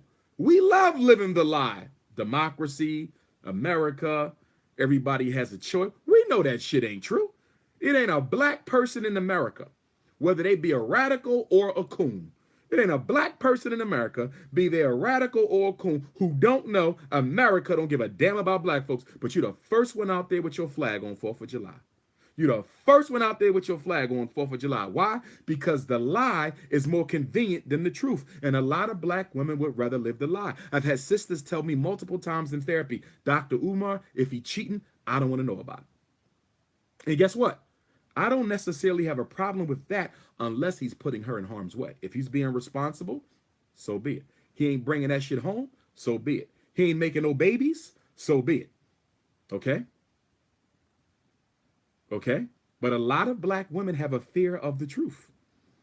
And so they just sit there and take that shit. And in the background, there's always what? A mindset that says, I can't do better. See, a lot of this goes back to self-esteem. A lot of this goes back to self-value. A lot of this goes back to self-worth. A lot of this goes back to self-concept. See, the elephant in the room in all relationship problems is self-worth, self-value, self-esteem. Let me say it again. The elephant in the room, whenever you're dealing with relationship problems, the elephant in the room is always self-value, self-worth, self-esteem. Because guess what? You can easily walk. You can walk. And I don't want to hear this shit about I put 5 years in. Yes, 5 miserable years. I've been with him 20 years. Yes, 20 miserable years. Now, if the years were not miserable, fight for the relationship. If the years were not, if y'all had 15 good, 5 bad, I'm fighting. Y'all had 4 good years, 1 bad, I'm going to fight for that relationship. 25 years together and only 5 been bad, I'm a fight because most of our time has been good. You fight when it's worth fighting for. Yes, we must save the black family. But I'm saying when you know this whole relationship has been nothing but trauma, what the hell you still around for? I'm saying when you know this relationship has been nothing but trauma, what you still around for? When you know this relationship has been nothing but trauma, what you still around for? And let me say this to black women. I'm talking to the girlfriends and the sisters. Because black women don't necessarily want to know the truth. See, men like to know the truth because we got more options than y'all. It's not fair. You can blame the war against black males. Men prefer to know the truth because we have more options than women. Let's be honest. Men prefer to know the truth. And one of the reasons we prefer to know the truth is because we have more options than women. America's war against the black man has left black women without many options. And because a lot of black women don't have options, and it's not her fault, and it's not our fault, it's white supremacy's fault, she would rather not know the truth than have to deal with the lack of options.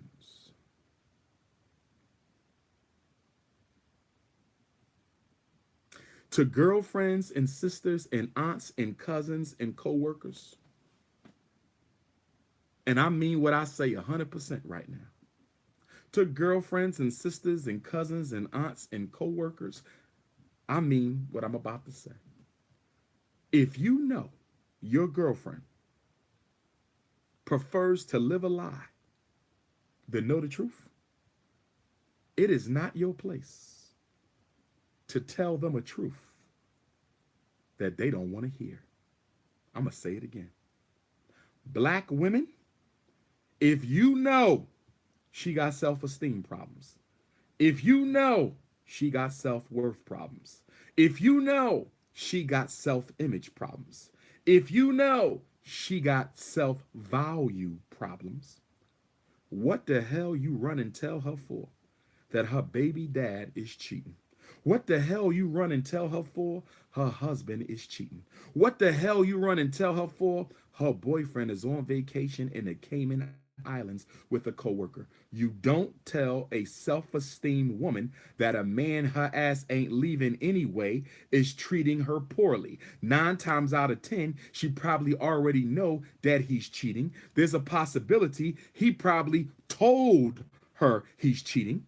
Keep your damn mouth shut, because what you do is you make a bad situation worse by giving out advice and information nobody asked you for. If she ain't ready to leave and you know she ain't going nowhere, you mind your damn business. And a lot of my beautiful black sisters need to learn how to mind your damn business. So you say, Dr. Johnson, can you please give me a real simple rule to help me mind my damn business? Yes, I'm going to give you a real simple rule. You find out something about your girlfriend. Same thing for the men. Brothers, same thing with your homies. Brothers, same thing with your homies. You find out that somebody's partner, lover, fiance, boyfriend, girlfriend, husband, wife is doing something with somebody else. How, how do you decide if you tell them or not? How do you decide if you tell them or not? I'm going to tell you right now. If you believe in your heart, If you are relatively certain that if they knew that information, they would make a quality of life change, they have a right to know. If they're not going to make a quality of life change, mind your damn business. I'm going to tell you one more time. If you believe that they would make a quality of life decision, if they would change something in their life as a result of knowing that piece of information, you are obligated to tell them. On the other side, if you know that she is so head over heels for that man, she done already tried to kill herself. Last time he said he was going to leave her, you know she ain't going nowhere even if she knows. Why did you add to a pain that already exists? Why did you add to a problem she already knows about? Why are you reminding her of her inability to leave a unhealthy situation? You're not a friend. In fact, one of the reasons a lot of you women run and tell women about they man is because you're jealous you ain't got one. I'm just going to be honest. You're not doing it to help your girlfriend. You're not doing it to empower her. You're not doing it to let her know things ain't right. No, no, no. You're doing it because you want to see the look on her face when you tell her that everything ain't right in her relationship. You are miserable. Misery loves company, and you don't mind sacrificing your girlfriend's peace of mind just so you can have 5 seconds of fame. I'm not telling my brother nothing about his wife. I'm not telling my sisters nothing about their husbands unless I believe that if I told them this, they would do something to change it. Otherwise, I'm not saying nothing. In fact, they will deny it anyway. You ever have a girlfriend or a homie, you told them the truth? Yo, I saw her coming out so-and-so house. No, you didn't, dog. Dude, I was looking right at, nah, she got a couple people look. Listen, if somebody wants to live a lie, you can't make them accept the truth. Leave it alone. If someone wants to live a lie, you cannot make them accept the truth. Leave it alone. Question number 2. I've been married to my husband for 15 years. He cheated on me. He had a child outside of our marriage. I don't want the child around because the child reminds me of the affair. The child is not allowed in my house. The child is 10 years old now. He's a boy. Am I wrong for not allowing my husband's child to come to our home, given the fact that he conceived this child without my knowledge during our marriage? Are you wrong? Hell yes, you're wrong. I understand your pain, sister. He had no right to cheat on you. He had no right to bring you a baby outside of your marriage, black woman. But guess what? If you're choosing to keep him, that means you keep everything associated with him. And there's nothing more important to a father, or shouldn't be more important to a father, than their own children. So yes, you are absolutely wrong. You have to build a relationship with that boy. If you are staying with this man, if you are staying with this man, you have to build a relationship with his 10-year-old. That boy got 8 more years of childhood. In these next 8 years, he gonna need his father more than anybody else. He's gonna need his father more than anybody else. You cannot throw out the baby with the bathwater, nor can you keep the baby and throw out the bathwater. You got to take it all. But guess what? I appreciate you for being woman enough to give me this question. I appreciate you for being woman enough to say, let me ask Dr. Umar, am I wrong? Y'all gonna need some therapy. You and the husband need to go to therapy to deal with your hurt, sister, because your hurt is a valid hurt. He violated one of the most important tenets of relationship, okay? And that is adultery. He violated one of the most important trusts of marriage, and that is adultery. And although more than half of all married people cheat, black, white, broke, poor, rich, it don't matter, it still ain't right. So y'all need therapy. Because I think part of the reason you don't want the boy around is it reminds you that he might still be cheating. In other words, I don't think you really have a problem with the boy. Black women, you the mother of civilization. You love children. That's that Yemo Jah energy. You love children, black woman. I don't think you have a problem with the fact that you don't have a problem with this child. You have a problem that the child is symbolizing to you the potential he might have another child, or the potential that he's still sleeping with that mother. So what you need to get is therapy to deal with the fact that you're not comfortable with the child being around, and y'all need therapy to deal with the hurt that the man put you through. But you got to accept this child. And with that being said, let me say this. With that being said, let me say this. With that being said, let me say this. I have a problem with him, your husband. Not just because he cheated. Not just because he cheated. The reason I have a problem with your husband, what kind of a man would let a woman tell him that his own child, flesh and blood, is not allowed in his house? If a woman, first of all, when I get married, I'm not cheating on my wife. I'm going to get married once, and that's it. I'm not cheating, okay? Hypothetically, if I had a baby on my wife, and my wife says this child can't come in his house, guess what? We have to get a divorce. We have to get a divorce. This is my seed. I'm sorry the baby was conceived not under the best of circumstances. But in African culture, we don't believe in bastard children. There's no such thing as a bastard child. Every conception is an immaculate conception in African culture. Every conception is an immaculate conception in African culture. We don't have no damn bastards. That's a European construct. No such thing as no bastard children. That's a European construct. Every black child is an immaculate conception. So if my wife can't take my baby from this outside relationship, she don't have to accept the outside relationship, but she has to accept my baby. And if she can't, we might as well draw up the divorce papers. Because there's one decision no woman will ever have in my life.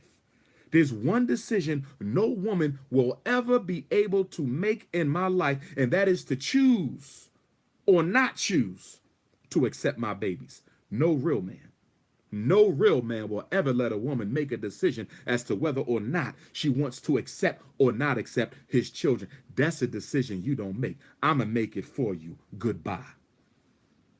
But in respect to the sister, thank you for bringing me the question. Get that therapy. Accept that child, because that child might actually need you. See, we don't know how supreme consciousness works. God is so mysterious. The supreme ruler of the universe, Olodumare, is so wise and so perceptive that we have no idea how what appears to be a potential sin could be a blessing. So hang in there with that 10-year-old. Get all the blessings you can get by being a mother to him, away from his own mother. And let's see how this turns out. Okay? When in doubt, always do the right thing. When in doubt, always do the right thing. Most of the time, we make our biggest mistakes when we're trying to pay somebody back or right a wrong that was done to us. Most of the time, we make our biggest mistakes when we're trying to pay somebody back or right a wrong that was done to us. Accept the child, accept your pain, and go to therapy and work on it. Next question. Dr. Umar, my wife is best friends with her ex-boyfriend from college. She discusses our problems with him. I've always thought that they were a bit too close, but because he's married, I never really considered anything else. I trust my wife. I love my wife. I have no reason not to. Should I be concerned? You've already told me you're not concerned, so leave it alone. You've already told me you're not concerned, so leave it alone. I am not going to introduce doubt into a brother's mind about his wife if he has no doubt. Okay? Doubt is the devil. So if you have no doubt, leave it alone. Okay? I'm not going to make you doubt if you don't have doubt. Now, for all the other brothers, let me tell you what I think. For this brother, you don't doubt, leave it alone. I'm sure your wife is doing nothing. I will never make a husband or wife doubt each other. Never. If there's no doubt, I'm not entertaining it. If you have doubt, I will entertain the reasons why you have it. So, First of all, let me be clear. Men's relationships with women who are not biological relatives, in a very oversimplified form, can be categorized as women we've been with, women we are with, women we want to be with, and then women in the friend zone. I'm just going to keep it real. See, don't come to Baltimore if you don't want the truth. Black woman, do not show up on May 12th if you don't want the truth, because I'm coming with truth. I'm not coming with some ancient Egyptian ideal. I'm going to give you what the hell is going on in 2018 in Black America. That's what I'm going to give you. So let me give it to you again. Let me give it to you again. Women we were with, had a relationship, it's over. Women we're dating now, current tense, we have a connection. Women we are interested in, and then women in the friend zone. Can a man be friends with women he ain't sexing? Yes, he can. We're not animals. Yes, men can be in relationships platonic with women we're not dating. Yes. However, the disclaimer is this. Black woman, listen carefully. If the man claims to be in a platonic relationship with a woman, there must be a damn good reason why. Let me say it again. Yes, we can be platonic. Yes, we can be in the friend zone. Okay? We're talking friends. We're not talking associates and all of that. Friend. She's a friend, not an associate, not an acquaintance. We're talking about a friend. Okay? Okay? A friend, not associate, not acquaintance. If a man says she is a friend, that's a personal relation. She is a friend, but we are platonic. Yes, he may be telling the truth. I have platonic female friends, but guess what? He should be able to explain why she's only platonic. If he cannot give you a reason why she's platonic, it doesn't mean he's dealing with her. It doesn't mean he's interested in dealing with her. It simply means that that's an open loop that may come back to haunt later on. Okay? Every man is different. So the reasons for being platonic might be different. Let me give you some examples. If my homies dated her, out. My brothers, cousins, uncles dated her, out. Okay? There go two groups right there. All right? Close home, nah. So they go platonic right there. You dealt with my man. That's all. You understand? Or we was in a relationship before. Remember I said we had women we used to be with, but we over that. I got women I've dealt with before. We over that. We are platonic now. I would never touch them again. Okay? They ain't interested in me like that. But we did have a relationship. That's why I said we used to be with, we're interested in, and then the friend zone. The friend zone. The friend zone. Okay? But the problem here,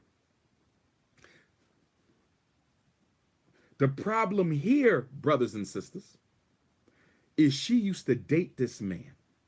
And one thing I know, after 20 years of being a therapist, one thing I know is one of the safest shoulders for a woman to cry on is the shoulder of an ex-boyfriend.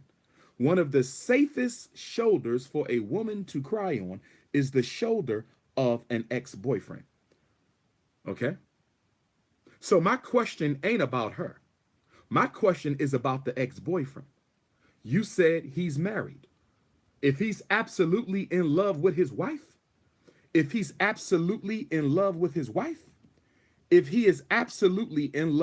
wife and happily married, I don't think you have anything to worry about.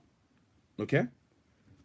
If he ain't absolutely in love with his wife, then although your wife loves you, I would argue that your wife is in a vulnerable space right now. I would argue that your wife is in a vulnerable space right now. I would not be comfortable with my wife discussing my relationship problems with her ex-boyfriend.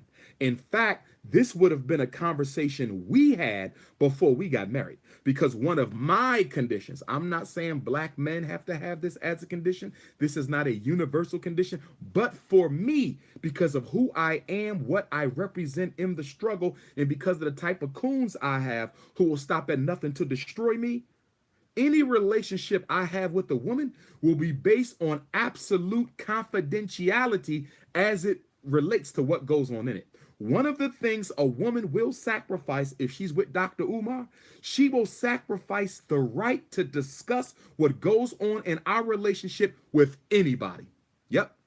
And if a woman cannot sacrifice what goes on in our relationship with everyone, that means she can't talk to her mother about it, her father, her girlfriend, because the minute a female acquaintance of mine shares my business, whether she being too thirsty on social network with her posts, whether she doing little slick shit to let other people know we got a personal relationship, I no longer want her. You're a political risk and you're an insecure female. And somebody of my magnitude and stature cannot afford to have insecure ass women floating around him. That's for me though. That's for me though. Other men may not have a problem with the wife or girlfriend being a friend with an ex-boyfriend. But to me, I don't like it because I know the minds of men. And if that man, even though she's over him, if he's not over her, and he would much rather have been with her than the wife he with, and if he's starting to entertain the possibilities of what could have been, your wife is vulnerable, crying on the shoulder of her ex-boyfriend. This brother don't have no doubt. I'm not giving him none. But if this was my blood brother, I'm going to tell him, bruh, I'm not feeling this. Your wife should not be crying on the shoulder of a man who used to hit that. I'm going to just keep it real. Your wife should not be crying on the shoulders of a man who used to hit that. And that's facts. And that's facts. And that's facts. Next question. Dr. Umar, I have a loving husband. He takes care of me and my children.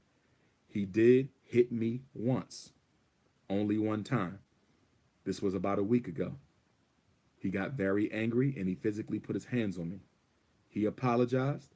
He said he would never do it again.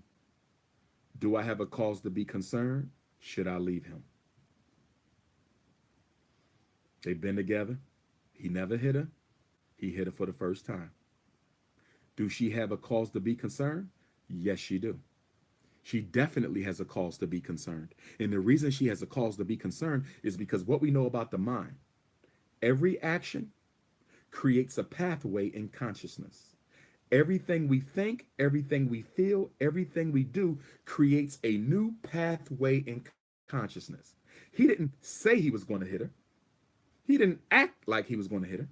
He actually hit her. So there was the consideration, there was the thought, there was the act, there was the follow through. There's now a new habit being developed. The first time you do something, you automatically predict that it's likely to happen again. Everything you do is likely to be done again unless you do something serious to prevent it. The best predictor of future behavior is current behavior. So what she has to do is be progressive on this. You put your hands on me, and he may have done it in front of the children. So guess what I'm going to do? He's moving out. Pack up. He's moving out temporarily until we have had at least 2 sessions with a therapist. And the therapist feels that it is comfortable enough for you to come back home. Why am I making him leave? Because I want my children to see. I want my daughters to see. I want my sons to see that domestic violence is a very serious issue. If I act like this didn't happen and my baby saw this, I'm now teaching them and conditioning them that it's okay to accept this type of abuse. So he has to get out, go to the hotel, go to your brother's house, go to your mama's house, call up the therapist. We're going to get a session as soon as we can. If we can go tomorrow, we're going to go tomorrow. And we will go to at least 2 sessions. And I'm going to ask the therapist, do you think it's okay to let my husband back home? And the therapist may give him some conditions to come back in the house. Okay? And him coming back into the home is conditional upon him continuing the therapy. And then I would tell him, if you ever lay your hands on me again, this marriage is over. She ain't got to get a divorce, but there is reason to concern. The most important thing for this woman is to take this situation seriously. The most important thing for this woman is to take this situation seriously. The most important thing for this woman is to take this situation seriously to make sure he knows that this will not be allowed in this house with this woman, with these children. I don't need to say nothing else. Black woman, if a man hits you once, he is likely to hit your ass again. The question is, what do you do after the first hit? And how you handle that first act of domestic violence will dictate forever how he interacts with you violently again. Next question. My husband's baby mom only lets him see the children inside of her house. My husband's baby mom only lets him see the children inside of her house. He cannot take them anywhere else. She says she don't trust him with the children. Is this awkward? You damn right it's awkward. She's controlling the situation. She's controlling him. And I don't like it. And the reason I don't like it is because, number one, he could go to court, okay, and get some custody, okay, so he don't have to go in her house. And if she that concerned about him having the kids for whatever reason, I don't know if he's a drug dealer or ex-con or he used to beat the kids, I don't have all the information. Even if that be the case, there's a such thing as supervised visitation. Even if that be the case, there's a such thing as supervised visitation. I am of the firm belief that there's no excuse a woman can give me for why a man can't see his children. I am of the firm belief that there's no excuse a woman can give me for why the man can't see his children, because even if he is a threat to her, he can see those children at the police precinct. He can see those children downtown at family court. There's a way for him to interact with his children, and you don't have to be anywhere involved. So I'm questioning her sincerity. She's up to something. I'm questioning his sincerity. He's up to something, because she can go to court and get supervised visitation, and he can go to court and get some partial custody. Okay? Now, I don't put a whole lot on the court system because as a man with partial custody, I can tell you they don't do much to enforce it. So I understand. I understand. But at the same time, this don't look right. And she better make sure that he not going over there to get some of those old-fashioned cookies. He might be digging in that cookie jar. That's what that look like. I hope they not using the children as a cover to sex each other up once in a while. I hope they not using the children as a cover to sex each other up once in a while, because that's what this is looking like.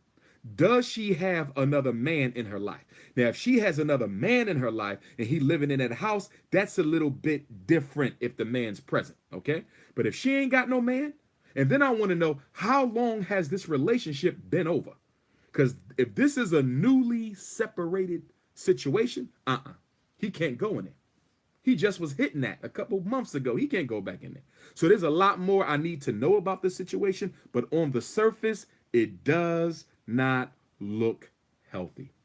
No man in a serious relationship with another woman is going to allow his baby mom to control him to the point that he has to go into her house in order to see his children. Somebody's playing games.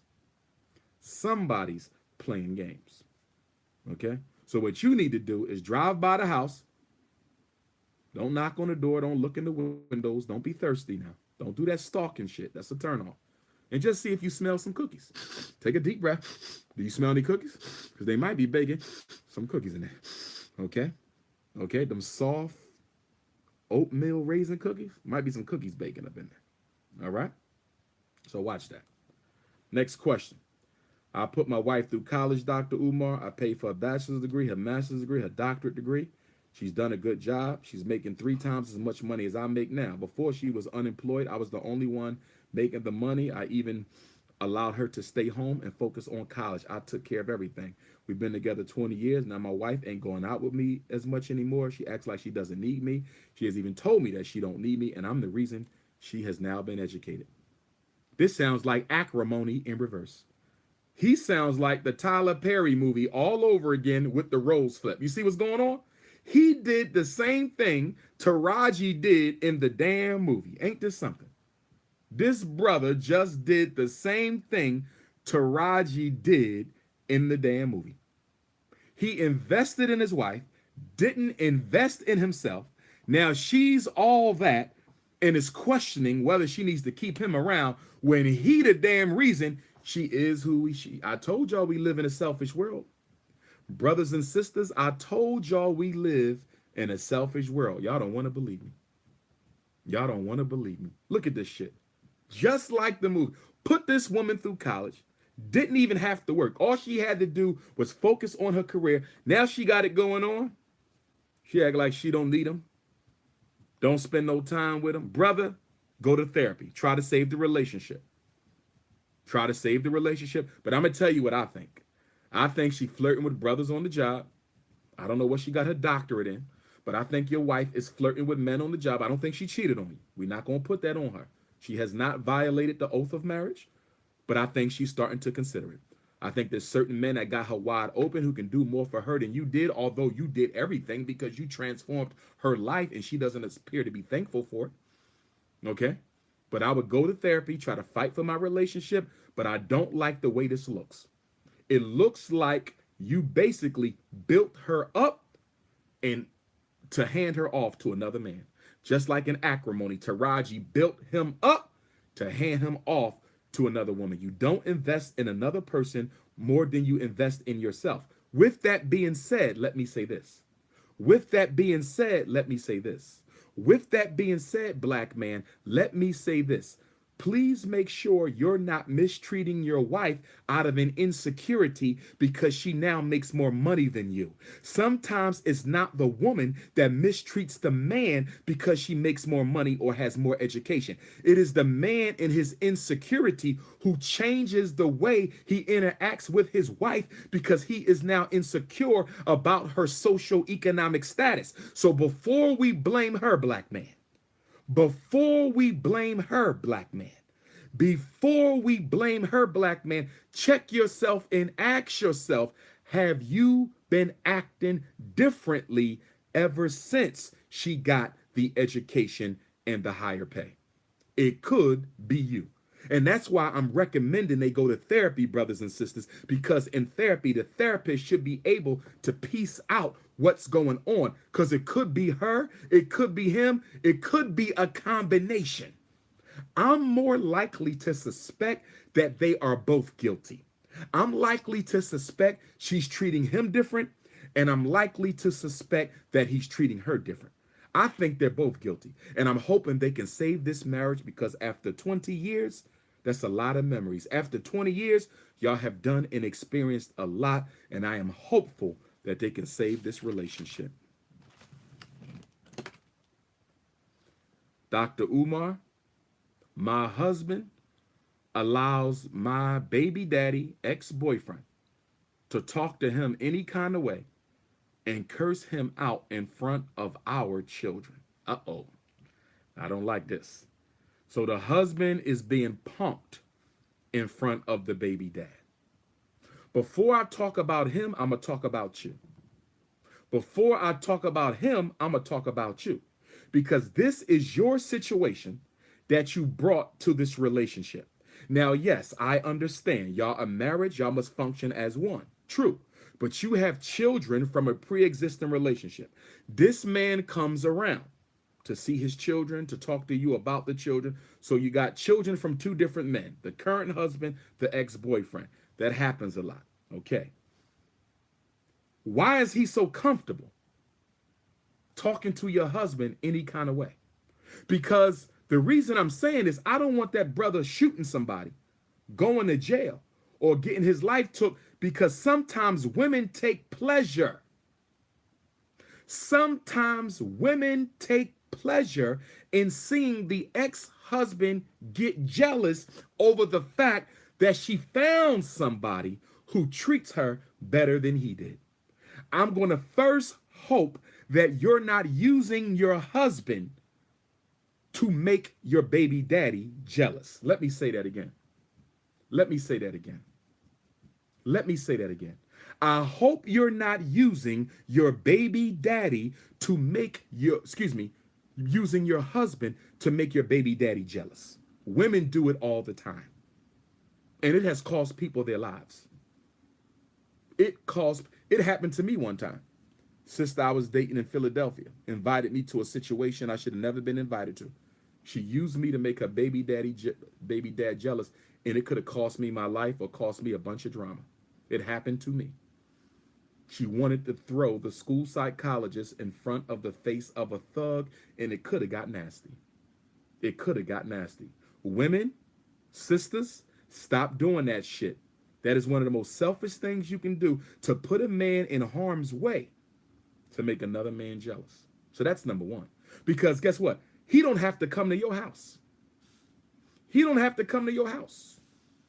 You could get a restraining order, or y'all can meet somewhere to get the kids. Like, y'all could talk. He don't have to come to your house. And I have to ask you this, my beautiful black sister. I have to ask you this, my beautiful black sister. Why is he still allowed to come to the house if he's not respecting your husband? See, something ain't right with you. Forget the men. I ain't talking to the men. I'm talking to the woman between them. I'm talking to the woman between them. How is it he can curse out your husband and come back to the house? I want to know that. I'm talking to the woman right now. I'm talking to the woman right now. See, because if he's a professional black man, he can't afford to lose his credentials because you want to act ratchet, because you want to see drama, because you want to set traps to make your ex jealous, which means you still care about him. And I hope you didn't marry this man just for a rebound. I hope you didn't marry this man because he's the only one who wanted to marry you. Because sometimes sisters will marry a man they don't love because the man they really love ain't ready to act right. Let me say it again. Sometimes sisters will marry a man they don't love because the man they really love ain't ready to act right. I hope that's not the case. So assuming that that's not the case, you need to stop him from coming around. Because let me tell you what's going to happen if you don't stop this. Your ex-boyfriend is probably an alpha. He an alpha male. He used to run and shit. He's an alpha. Your husband might be a beta. But let me tell you this about betas. They don't know how to deal with the stress of being disrespected by another man, not in front of their wife. Most men can't. And if he keeps on disrespecting your husband in front of his children, he ain't only disrespecting him, he's doing it in front of his children. That man gonna explode one day. Somebody gonna get hurt. Somebody might be going to a cemetery. Somebody might be going to a grave. And somebody might be going to jail. Don't push a man that far. I'm not putting this on your husband. It is not your husband's job to fight your ex-husband, because your ex-husband ain't got no constitutional right to be coming to your front door. Your ex-husband does not have a constitutional right to become your baby dad. Don't have a constitutional right to be coming to your front door. So this is on you, black woman. What are you going to do about it? I'm not putting this on your husband. This is a pre-existent situation that you bring into him that can easily be handled. Restraining order, 24 hours a day, you can get a restraining order. You ain't restrained his ass yet. So something is telling me you are getting a kick out of the conflict. You are getting a kick out of the conflict. Okay? This ain't some random man on the street disrespecting your husband, in which case he gonna have to put hands on him. No. This is your baby dad coming to your house that your husband pays the bills, disrespecting him, and he's still allowed to come, and you ain't done nothing yet.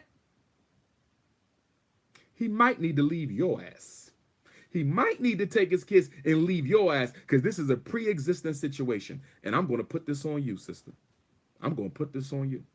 Yeah, he need to get with him. He need to man up. He need to step up. Yes, I agree with all that. But I'm not certain that the woman isn't manipulating this, is the point I'm making. I'm not certain the woman isn't manipulating this, is the point that I am making. Next question. Dr. Umar, I have a big problem. I would like to get your advice. My fiance, who I've dated for 5 years, we've just gotten engaged. He proposed to me last month. He says he used to be gay.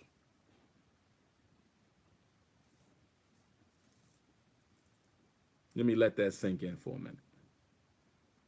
Better yet, let me take a swab.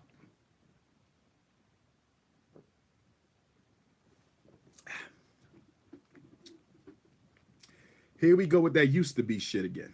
Okay, here we go. My fiance says he used to be gay. He kissed a boy in middle school. He says there was no penetration, no oral or anal stimulation, no intimacy. He said he was confused, but he's now okay. Do I have reason to be concerned? Yes, you do. I'm going to tell you why. Because he identified as gay. He didn't say I was in middle school and this boy kissed me, or I kissed the boy and should have never done that and realized that a man ain't got no business. It was none of that. He says I used to be gay. So he acknowledged that he had an identity with homosexuality. Is everybody following me?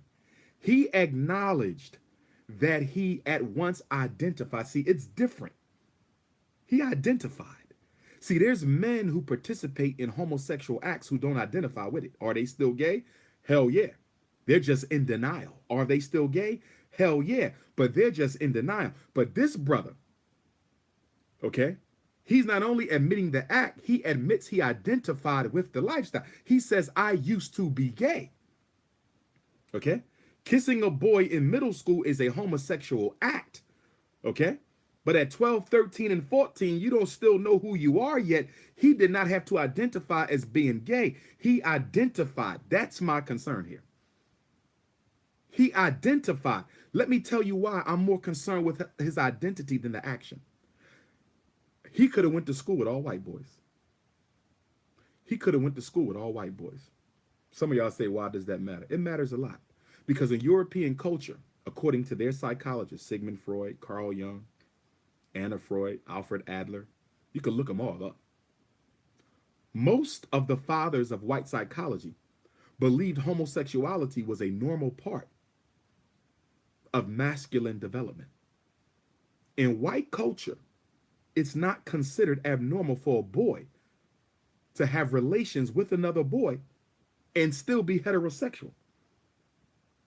So if he went to an all-white school or lived in an all-white neighborhood, because a lot of y'all got y'all kids living in the suburbs around a bunch of white kids, because you want to be white. A lot of y'all got y'all kids living in an all-white suburb around white kids because you want to be white. If he was around all-white boys, that means he was being socialized with them. And in this socialization, he might have got kissed. Is it trifling? Yes. Is it acceptable to me? No, it's not. That's what may have happened. Okay? They caused him to question his identity. They caused him to question his identity. So if that was the case where the white boys had him caught up in some European socialization, I wouldn't have a big problem with that. He got lost in the sauce, found out who he was, and stepped off. He got lost in the sauce, 13 years old, found out who he was, and stepped off. He got lost in the sauce, found out who he was, and stepped off. I could tolerate that more. Still ain't healthy for Africans, but I could tolerate that more within the European context we live in than him identifying. I'm glad he ain't been penetrated. I'm glad he ain't penetrated nobody. I'm glad he hasn't drank another man's milk. I'm glad to hear that. Okay? But here's the other question. We have a very big down low problem in the black community. We have a very big down low problem in the black community.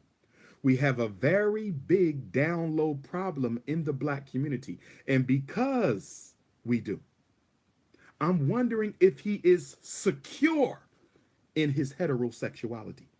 You have to investigate whether or not your fiance is secure in his heterosexuality. Because although he's never done it, and although he loves you, are we sure if he's presented with a situation that puts him at risk, that makes him vulnerable? What if he comes across a alpha male homosexual? What if he comes across a very strong alpha gay male? Will your husband, does he have enough strength of character?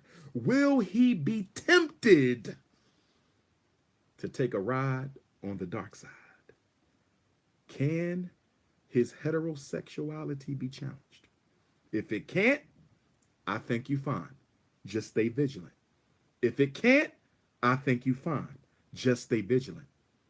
But my biggest concern is he curious? Because if he is curious, he may start experimenting. And I hope and pray, my sister, that you don't end up like so many other black women who end up with brothers on the low, who end up bringing AIDS back home or bringing herpes back home. Big herpes problem amongst our homosexual brothers, big AIDS problem. So knowing if your man is gay or not is a matter of life or death. On the surface, I think you are right. On the surface, I think you are right. Off the surface, I'm saying to you that there's some other issues that need to be explored in this situation. Off the surface, I'm saying to you, black woman, there's some other issues that need to be explored in this situation before you can be at peace with it. Okay? Because this could have been his way of telling you he's down low. I'm not saying it is. You know him better than I do. You're the one who's about to marry him. I'm simply saying that you need to investigate. And I'm going to be honest with you. Let me just keep it real. I'm going to keep it a buck. I can't wait till Baltimore. I can't wait till May 12th, 6 o'clock in Baltimore, because I'm going to bring it hard to you sisters. I can't wait till May 12th, Baltimore. I hope all you sisters come out. I'm going in. I'm going in, lady. Don't show up to Baltimore if you ain't trying to hear the truth. I'm not enabling your weakness. I'm going to make you break out of it and come into your strength. Did you hear what I said, black woman? On Saturday, May 12th, 6 o'clock in Baltimore, I am not going to enable your weakness. I'm going to make you break out that weak-ass shell and come into your strength. I'm talking about a feminine strength, not a masculine strength. I'm so tired of seeing masculine black women. I'm so tired of seeing masculine black women. I'm so tired of seeing masculine black women. My advice to any black woman who's questioning whether or not the man is gay, my advice to any black woman who's questioning whether or not their man is gay, hire a private investigator. Hire $500 in 1 week of work will get you all the answers you need. Private investigators are perfect for relationship issues. If you think your man is gay, hire a private investigator to see if he is. Don't you get married. You're not married yet, sister. So you got a chance to find out. You're not married yet. Hire a private investigator. Tell them straight up, I'm engaged to be married. I have some suspicion that my fiance may be gay. Trust me, they will follow him. They will go to his job. They will let you know who he having lunch with, who he talking to. That's what you need to do. $500. $500. Okay? Next question. My wife discussed our problems with her girlfriends who are miserable and lonely, no husband. They exaggerate. They tell the whole neighborhood our business. They spread it around. Okay. Okay. If I were you, if this were Umar Johnson, I would give her one more chance to keep her damn mouth shut. And the next time she discusses my problem, our problem, relationship over. If we married, we getting a divorce. Confidentiality is too important to me. Confidentiality is very important to a lot of men. And you black women, I'm going to tell you right now, sisters, I love y'all to death, but y'all talk too much. Y'all too thirsty for attention. Y'all do anything to be seen. You do anything to share your business. You ain't got no business to be telling another man's information to your friends. Those are your friends, not his. Those are your friends, not his. Those are your friends, not his. If it were me, brother, it depends how important your privacy is. If your privacy is not that important, let it go. If your privacy is as important as Dr. Umar's privacy is, guess what? She got one more chance. However, with that being said, I have to ask you, are you talking about your problems to your homies? Because you cannot tell her she don't have a right to discuss your problems with her girlfriends, but you're discussing your problems with your homies. It cannot be a double standard. Black man, it cannot be a double standard. Black man, it cannot be a double standard. Black man, it cannot be a double standard. Black man, it cannot be a double standard. If you're talking about her to your homies, she can talk about you to her girlfriends. It sounds like both of y'all might need to learn how to shut the hell up. Next question. My husband is a soft beta male, Dr. Umar. I don't mind him being a beta male, but he's also a beta male in the bedroom. Uh-oh. Uh-oh. Uh-oh. She says she got a beta male for a husband. He's a soft brother. She don't have a problem with him being laid back. She all right. But he's also a beta male in the bedroom. He is not pleasing me, Dr. Umar. But he is such a good provider. I don't want to hurt his feelings by telling him because I'm not sure he can perform. What should I do? Lord have mercy. Woo! I got to get some more orange juice. Excuse me. I got to get some more orange juice.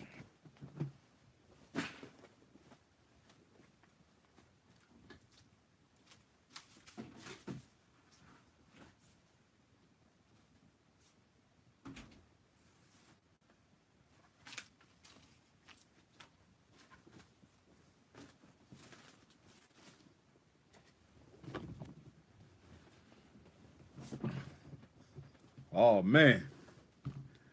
Oh, man. I knew I was going to get hit with one of these questions.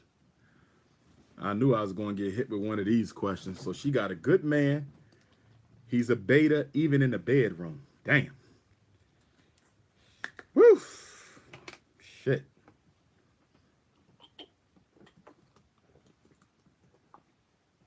Ain't nothing like that Wawa, not from concentrate. I love it when they call me Big Papa, showstopper. Okay, let's deal with it.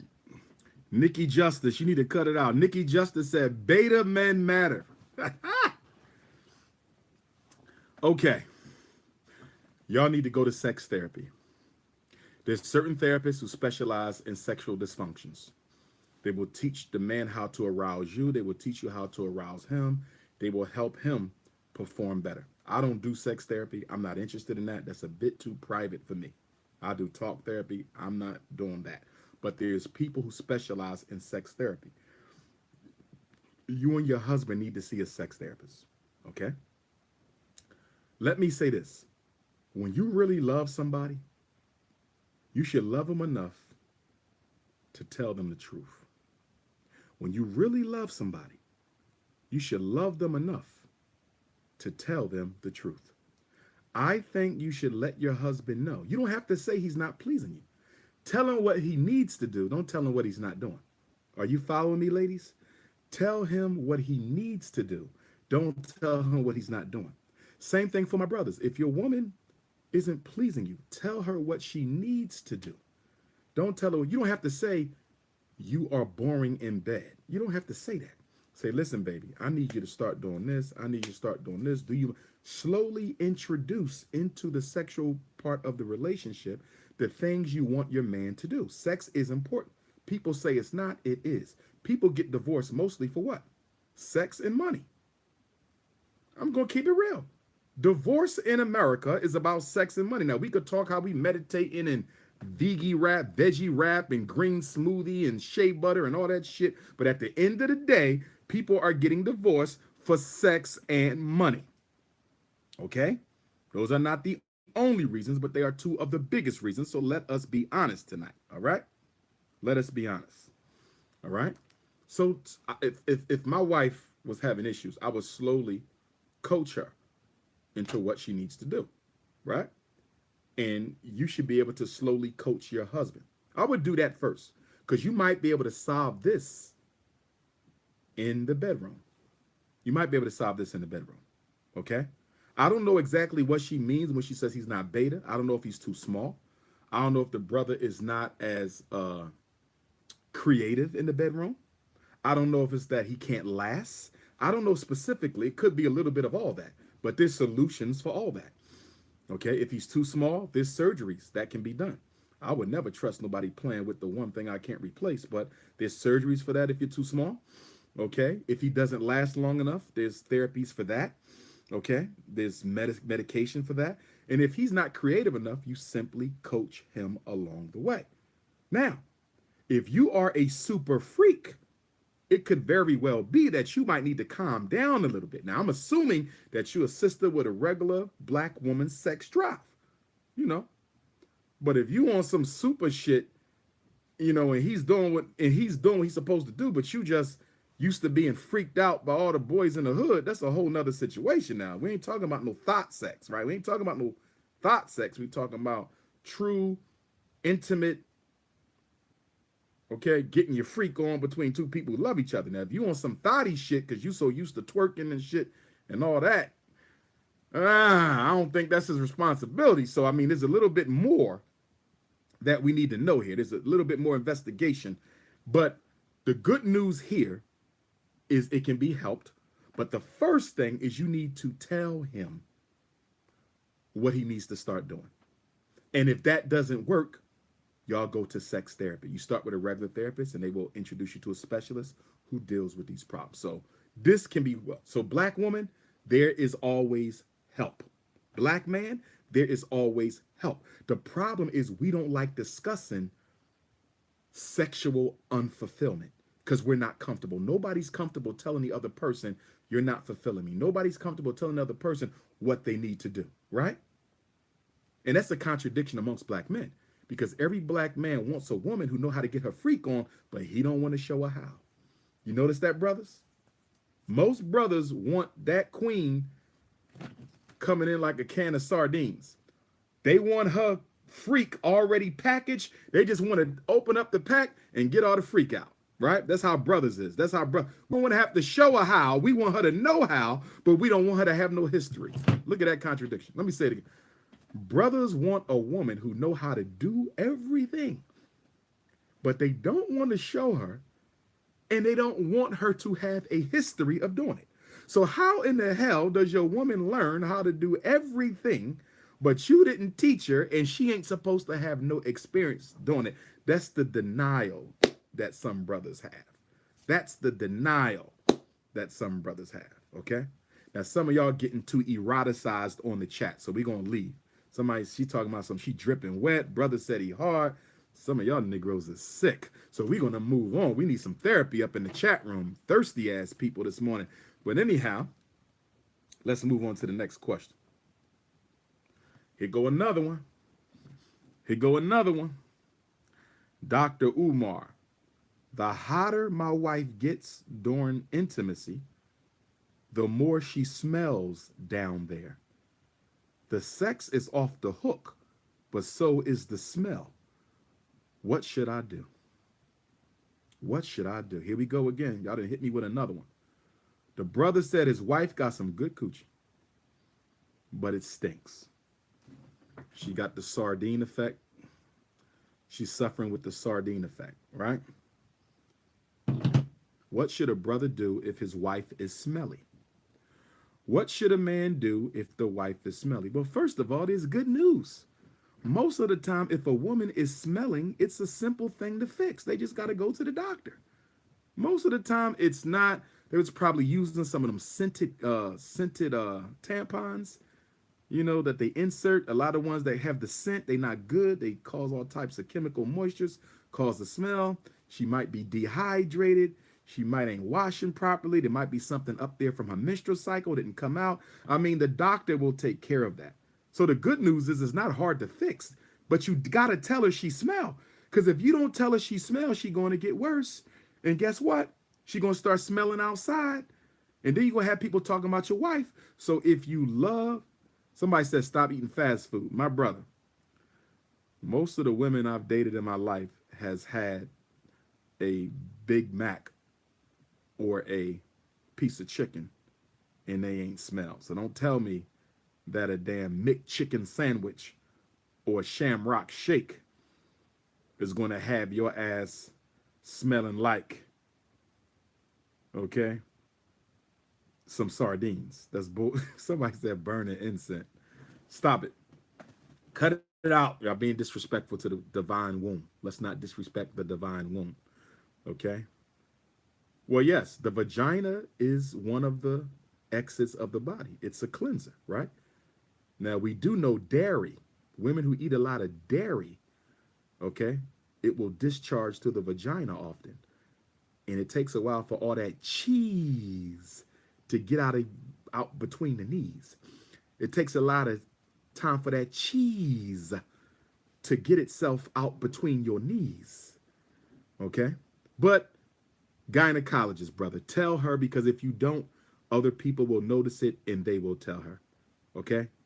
Don't be ashamed, especially with a man to a woman. Especially with a man to a woman, because no man balls is going to smell that much where people on the street going to smell it. If they do, that's a funky ass dude. Nobody on the street should be smelling some niggas balls. Okay, that nigga stink. Excuse me, Negro. That Negro, God forgive me. That Negro stink. Okay. But if your woman is smelly between the knees, tell her to go get checked.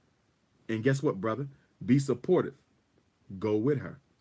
Go with your woman to the doctor and say, Doc, I came to be with her. I love her. I care about her. It's my babe. She got a little smell, though. What do you think? He do his little pap smear. Okay, this is what we got. I just need to take these pills. She got a little infection, little yeast going on. Okay, jeans too tight, panties too small. Kitten ain't getting enough air. That's another thing, black woman. Take them panties off when you go to bed. You got to let the kitten breathe. Some of y'all go to bed with, no, put your nightgown on, get some oxygen in there. You got to let the kitten breathe. You know you wear tight pants all day, tight jeans all day, okay? Extra tight thong, okay? Make sure you get some breath, some fresh air in there, okay? Just let it breathe, okay? And plus, that'll help you tighten up your loosey-goosey, because some of y'all got a loosey-goosey issue because you think you slick. You out there giving away your man cookies, and, you know, your rubber band ain't popping back. You know, see, the older you get, the elasticity. Women don't know. So you ain't going to be as flexible as you was in your teens. And in your 20s, you ain't going to be as flexible as you was in your teens. And in your 30s, you ain't going to be as flexible as you was in your 20s. And in your 40s, you ain't going to be as flexible as you was in your 30s. And in your 50s, you ain't going to be as flexible as you was in your 40s. Black woman, your elasticity, just like a rubber band, like your favorite underwear, your favorite sweatpants, after a while, guess what? The rubber band gets weak, right? You're like, damn, these are my favorite sweatpants, but the rubber band ain't holding them on me no more. The elasticity, the same thing happens with the vagina. I don't care how many green smoothies you ate. I don't care how many veggie burgers you done had. Okay, I don't care how many deep spiritual baths you done took. The elasticity, you're not going to bounce back. See, when you was 20, you go cheat on your man, come back, he won't even know because you had strong walls, strong walls. Now you in your mid-40s, those walls ain't that strong no more. You cheat now, a week later, he can still tell that this ain't the way I left it. So respect your body, black woman. Understand that those walls ain't holding up like they used to be when you was 20. When you was 20, you'd be with 3 different guys, although you shouldn't have. When you was 20, you could have been with 3 different guys and nobody knows nobody was in you because you had strong walls. You was young. Now you older. You done been around the block once or twice. Those walls don't go back as easy. Those walls don't go back as easy. The older you get, the more you got to reverence your womb. Because don't no man want no loosey-goosey. Jesus Christ. Nobody wants a loosey-goosey. Okay? So, next. Dr. Umar, my husband, cheated on me 10 times. The woman came to my house. Now she be calling the house. He went on vacation with her. We have 3 kids together. What should I do? He cheated on her 10 times. with this chick, came to the house, called the house, they got kids. He even taken the chick to the vacation. It's time for you to get a divorce. Yep, it's time to leave. Is Dr. Umar recommending that she divorce her husband? Yep. Yep. But I thought Dr. Umar said a woman shouldn't get a divorce just because the man cheated. Yes. So it sounds like a contradiction. No, it's not a contradiction. I don't think your man cheating is reason enough by itself to get a divorce. Because most men will entertain another woman during the course of the relationship. That's a fact. It doesn't mean he's always going to have a second woman, but most men will entertain another woman during the course of the divorce. So if you divorce a man because he cheated, I'm trying to find out what man you're going to get who ain't going to entertain another woman's energy at some point in the relationship. I'm just being honest. Don't come to Baltimore if you don't want to hear the truth.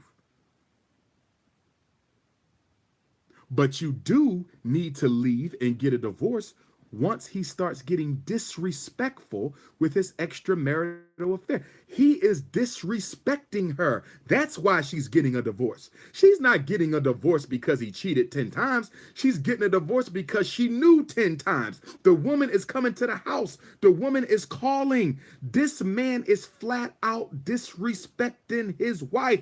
That's why she got to leave. Do you understand what I'm saying? Do you understand what I'm saying? He is disrespecting her. Saturday, May 12th, Baltimore, Maryland. Saturday, May 12th. It's going down for sisters only, relationships and dating. A night with the Prince of Pan-Africanism. No girls under 15 years old. No men or boys at all. No girls under 15 years old. No men or boys at all. It's going down. What is my rule on leaving a man who cheated, black woman? What is my rule on leaving a man who cheated, black woman? What is Dr. Umar's rule on leaving a man who cheated? Dr. Umar's rule is real simple. It may not be a good idea to leave because you're not the only one. But you better leave when you're no longer number one. Let me say it one more time. I want black women to repeat after me. Repeat after me, black woman. Repeat after me, black woman. I may not leave just because I'm not the only one. I may not leave just because I'm not the only one. But I will definitely leave when I'm not number one. Let me say it one more time. Let me say it one more time. I may not leave just because I'm not the only one. But I will definitely leave when I'm not number one. And let me explain what I'm saying. I didn't tell you that you couldn't leave your man because he cheated. If you believe you should leave for cheating, leave for cheating. That's between you and your husband. I'm telling you when you better leave. When you better leave. That's when your number one position has been given to another woman. Get your ass out that house. You don't ever let no man take you from number one to number two to number three. And before you know it, you're not even relevant no more. And before you know it, you're not even relevant no more. And before you know it, black woman, you're not even relevant no more. You want to leave because he cheated? Go ahead. I'm saying you better leave when he starts disrespecting you. And there's no greater disrespect to a wife. There's no greater disrespect to a queen than to give her position to another woman. You may not leave because he cheated, but you better leave. You better leave when you're no longer number one. You better leave, because if you let him take your number one spot, you are disrespecting yourself. You must be the queen or you must be non-existent. Did y'all hear me, black woman? Did you hear what I said, black woman? You must be the queen, or the relationship shouldn't exist. I don't believe in no second place shit unless you cool with that. Some women ain't got a problem being the side joint. That's your business. But if you're a woman who only wants the queen position and he took your queendom and made you a pawn, he gave the queen to another woman and made you a rook, he made you a pawn. Oh, no, no, no, no, no. Let a man take my daughter from queen to pawn. I'm packing her bags my damn self. He went out, got some coochie on the side, that's between y'all. But the minute I see he parading another woman around while you supposed to be the wife, I'm packing your damn bags myself.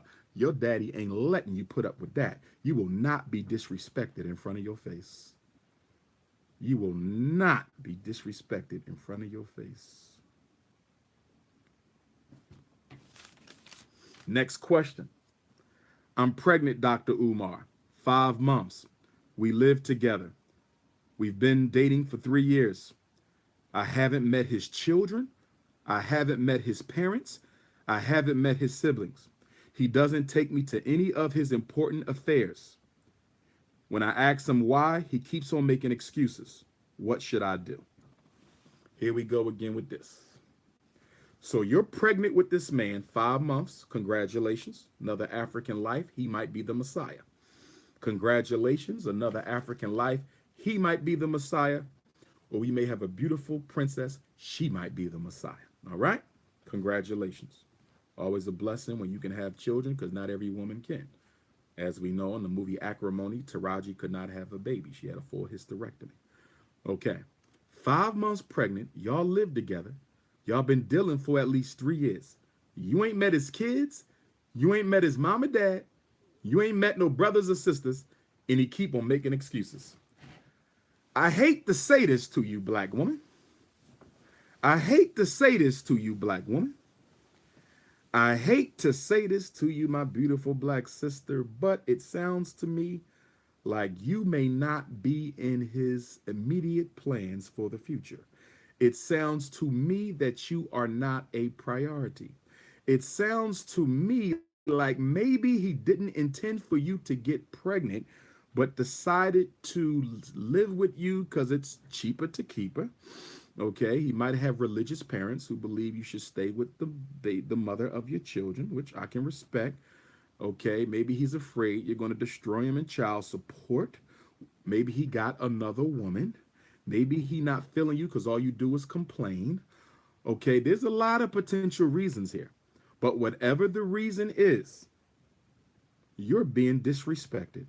You're about to have this man's baby, and y'all in a relationship, and you haven't met his parents. Now, don't get me wrong. He don't have to bring you to his mom, because you didn't say that y'all was married. You didn't say that y'all was engaged. Y'all shacking up. Y'all shacking up, having a baby. Okay? Should he introduce you to his mother? This is going to be the mother of your grandchild. I think he should. But some men are so protective of not letting no woman meet mom except the wife that I can't totally rule him out on that. I can't totally rule him out on that. Because some men, you don't meet the mom unless you're going to be the wifey. And you looking at one right now. No woman is meeting my mom unless she's going to be the wifey. I don't do randoms, not for mommy. No randoms in front of mommy, okay? If you ain't the wife, when you meet mom, you know what's up. If you ain't met the mom, then you still earning your stripes, okay? But once the baby is born, yes, out of respect, you must meet the mom, whether you wife or not, because the baby is here. I don't believe in counting chickens before they hatch. I don't believe in counting chickens before they hatch. I don't believe in counting chickens before they hatch. I'm one of those people that the baby shower should come after the baby born. That's me, because I never know what God has in store. I don't like predicting God's work, okay? So, but once you give birth, as the mother of her grandchild, he should introduce you. It is disrespectful for him not to introduce the mother of a child to his mother after the child has been born. During pregnancy, like I said, I don't count chickens before they hatch. But once you give birth to that baby, you should meet his mother. You're the mother of her grandchild. I do consider that to be disrespectful. But what I'm telling you is you are not a priority in his life. You're not important enough for his kids to meet. You're not even important enough for his kids to meet. Okay? That's saying something. You're not important enough for my children to meet you. That's a problem. You're not important enough for my brothers and sisters to meet you.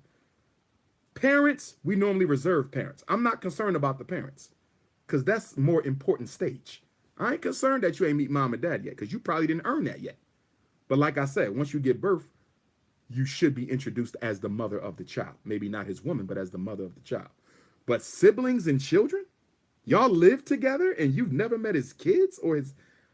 I don't like it. I don't like it at all. But you know what you need to do, sister? Have a conversation. Here we go again. Are you one of them sisters who too afraid to hear something that you don't want to hear? Ask him or give him an ultimatum or you move out the house. See, that's how you really get gangster. Since, I've noticed that since I can't meet your siblings and I can't meet your children and I ain't met your mom yet, although you might be waiting for the baby to come, I'm not that important to you. And I don't need to be living with a man in whose life I don't represent a priority. See ya, and I wouldn't want to be. See, that's what the real sisters would do. That's how you get him. That's how you get his ass. Because sometimes a man can get so comfortable when a woman get pregnant that we think we got you. Sometimes a man can get so comfortable that when a woman get pregnant, we think we got you. So what you got to do is show him you ain't got me. I might be 5 months pregnant and I still got it going on. And since you don't want to step up to the plate to this, I will holler. That's how you supposed to handle that. That's how you supposed to handle that. You never let no man think you dependent, that you no longer value how good you look because you pregnant. The best time to let him know you know your worth is when you pregnant. Oh, you think it's like that because I'm having your baby? I'm going to show you a few things. Call your girlfriend up. Come get me. I'm going to stay with you for a little bit. I think he needs some thinking. He needs some things he got some sorting out to do. That's how you do that. Because the most attractive thing to a woman is what? The most attractive thing to a man is confidence. Black woman, did you hear what I just said? I said the most attractive thing to a man is confidence. Ain't nothing like a nice fat whoop, but it ain't more attractive than confidence. Ain't nothing like 5'5", slim, thick in the thighs, but it ain't more attractive than confidence. Ain't nothing like long, real eyelashes, okay? And a big, pretty smile, and some butter almond skin or some caramel skin or some butter pecan skin or some deep brown sugar skin or some chocolate skin, some lemon skin. Nothing wrong with that, but it ain't more attractive than confidence. A woman who lets a man know she know her worth will be a woman who will always have men to choose from. Let me say it again. A woman who is willing to let a man know her worth is a woman who will always have men from which she can choose. A woman who knows her worth and is willing to let a man know she knows her worth is a woman who will always have men from which she can choose. A man will leave the most beautiful woman on earth for a woman with confidence. Confidence is from God. The word charisma, charas, the Christ within. Confidence speaks to you being in touch with the divine. That is attractive to a man. This is why a brother will overlook a gorgeous sister for an average sister, because the average sister's confidence puts her above the rest. Invest in yourself, not your hair. Invest in yourself, not your lipstick. Invest in yourself, not your tight pants. Invest in yourself, not the butt job and the breast job. And sisters, leave the butt job alone because they messing y'all asses up. I done seen 3-4 sisters who got the butt job. It don't look right. It be a big ass, but it still be flat, but it's nasty. Stop. Stop messing your bodies up. Stop it. Self-mutilation, that's what I call it. All these surgeries ain't nothing but a bunch of self-mutilation. Wait a minute. Wait a minute. I got a feminist in there. I want to get her out. It's a privilege to be on this feed. No, no, no, no, no. That wasn't the one. Where'd it go?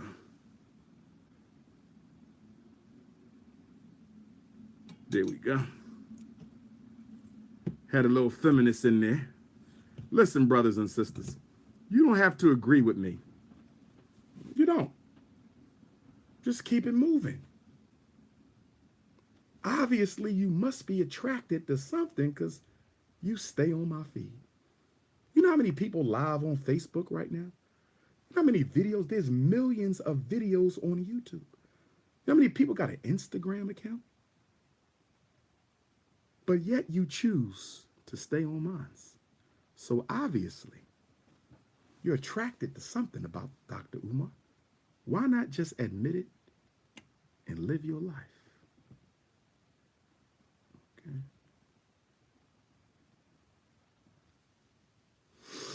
Okay.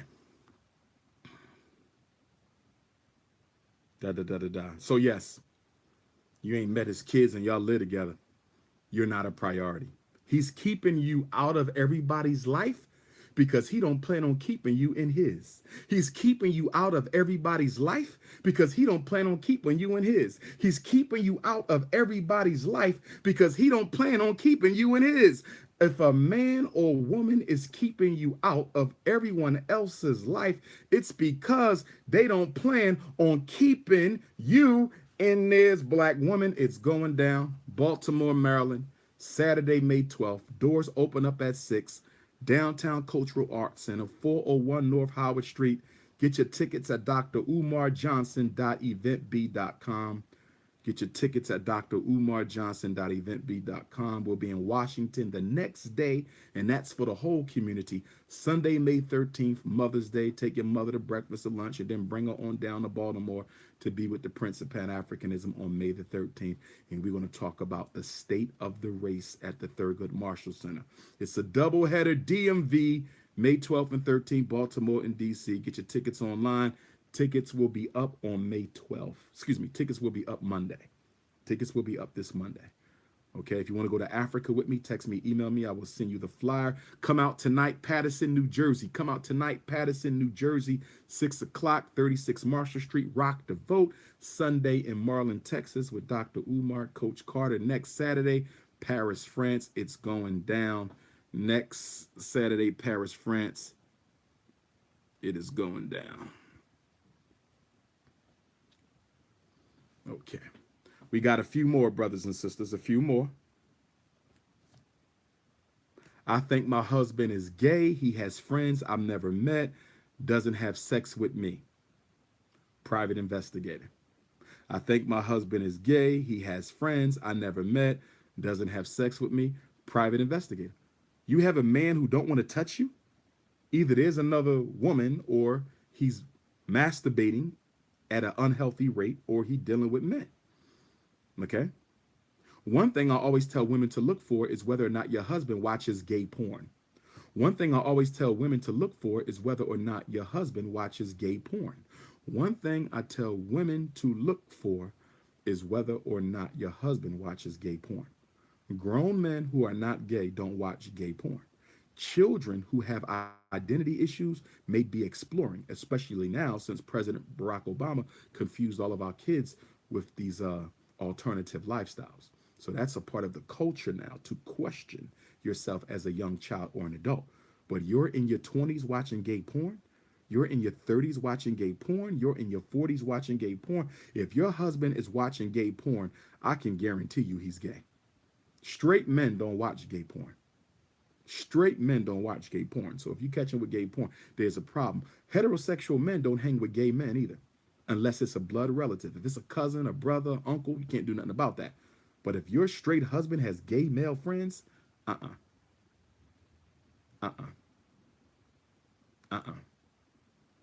Okay? It's time for y'all to have a conversation. Now, he might not be sexually attracted to you for whatever reason. You need to look into that as well. And then we have a whole situation of men and women who get married for the social stigma of marriage, not because they care about each other. Okay? So he could have married you for the wrong reasons. But it sounds like, unless he's a masturbation addict, he's having sex with somebody. And if you think he's gay, there's few women who suspect their men of being homosexual who didn't turn out to be.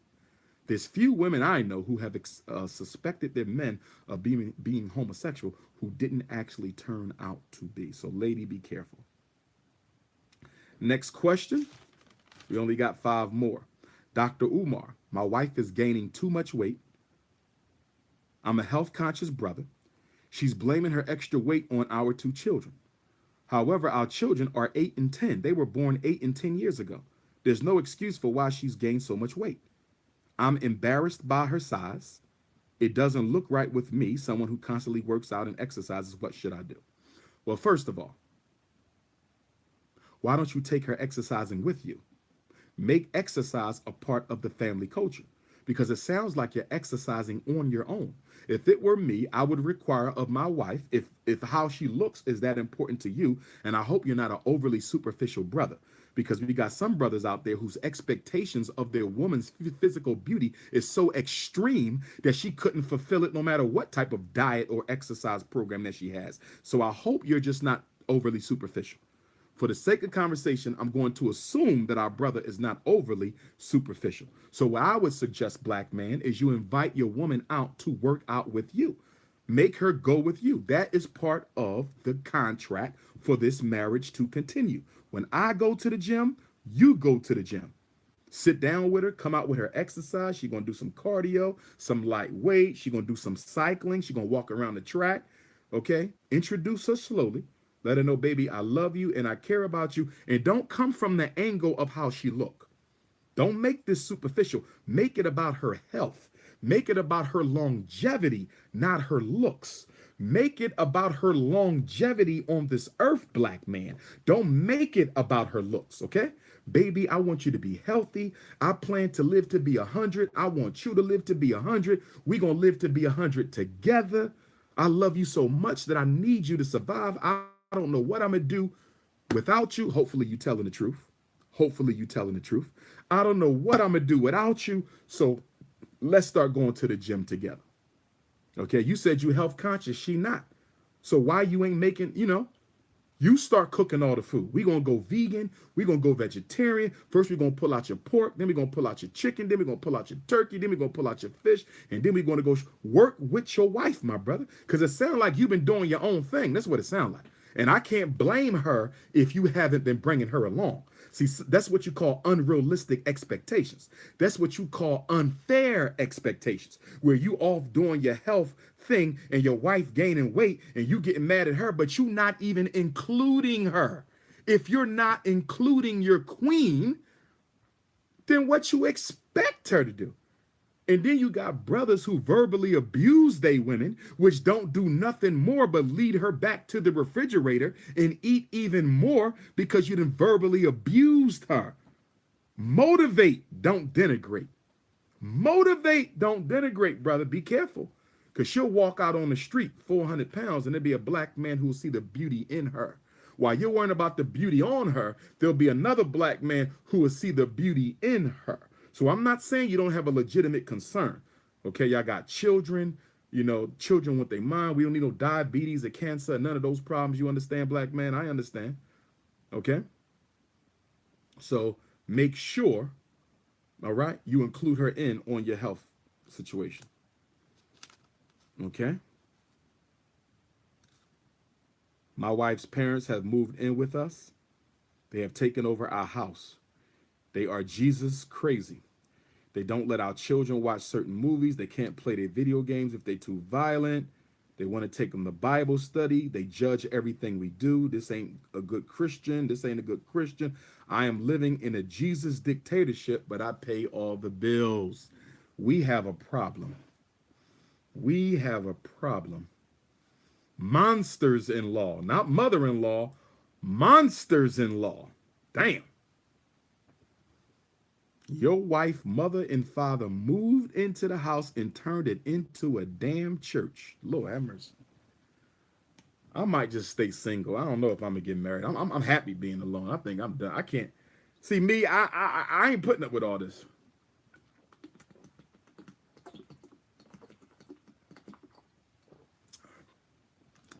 Where the single black ladies at? Where are my beautiful single black, nappy and natural headed black women who have never had bodily surgery? Where y'all at?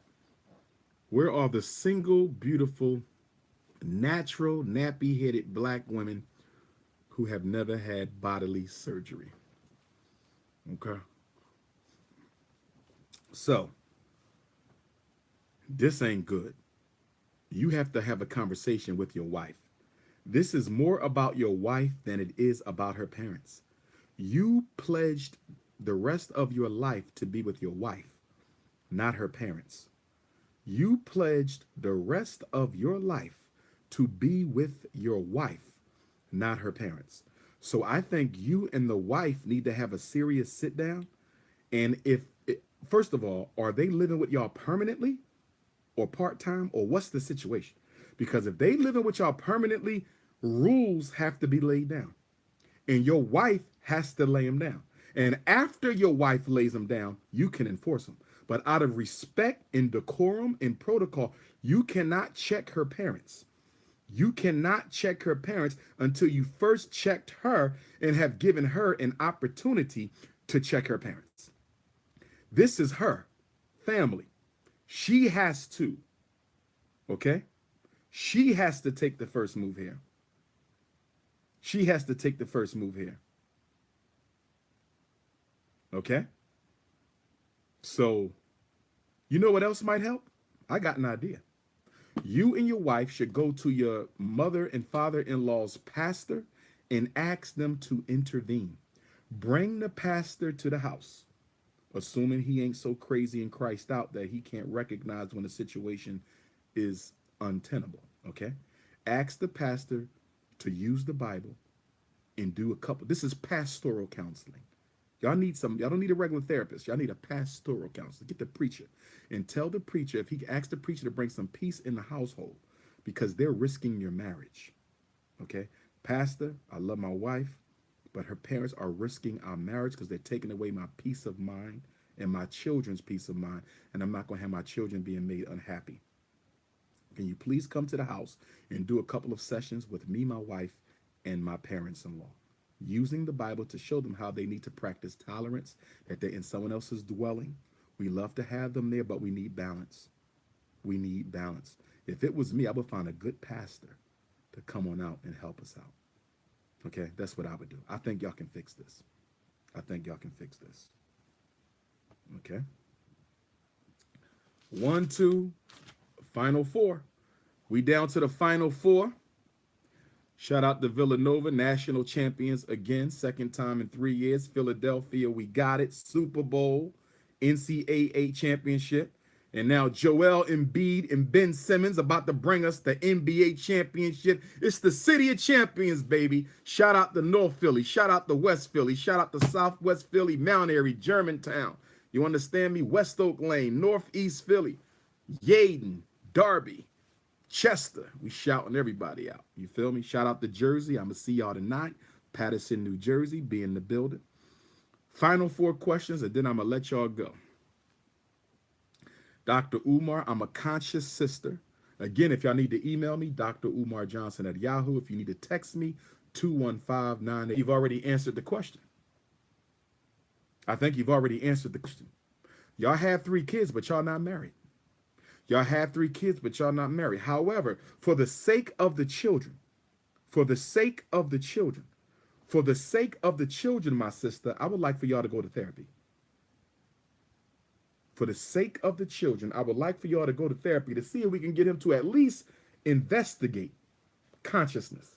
He ain't got to become as conscious as you, okay? But we want him to investigate consciousness, to respect it, to participate in your life to some extent because you have participated so much in his life. This is a email I get from a lot of conscious black women.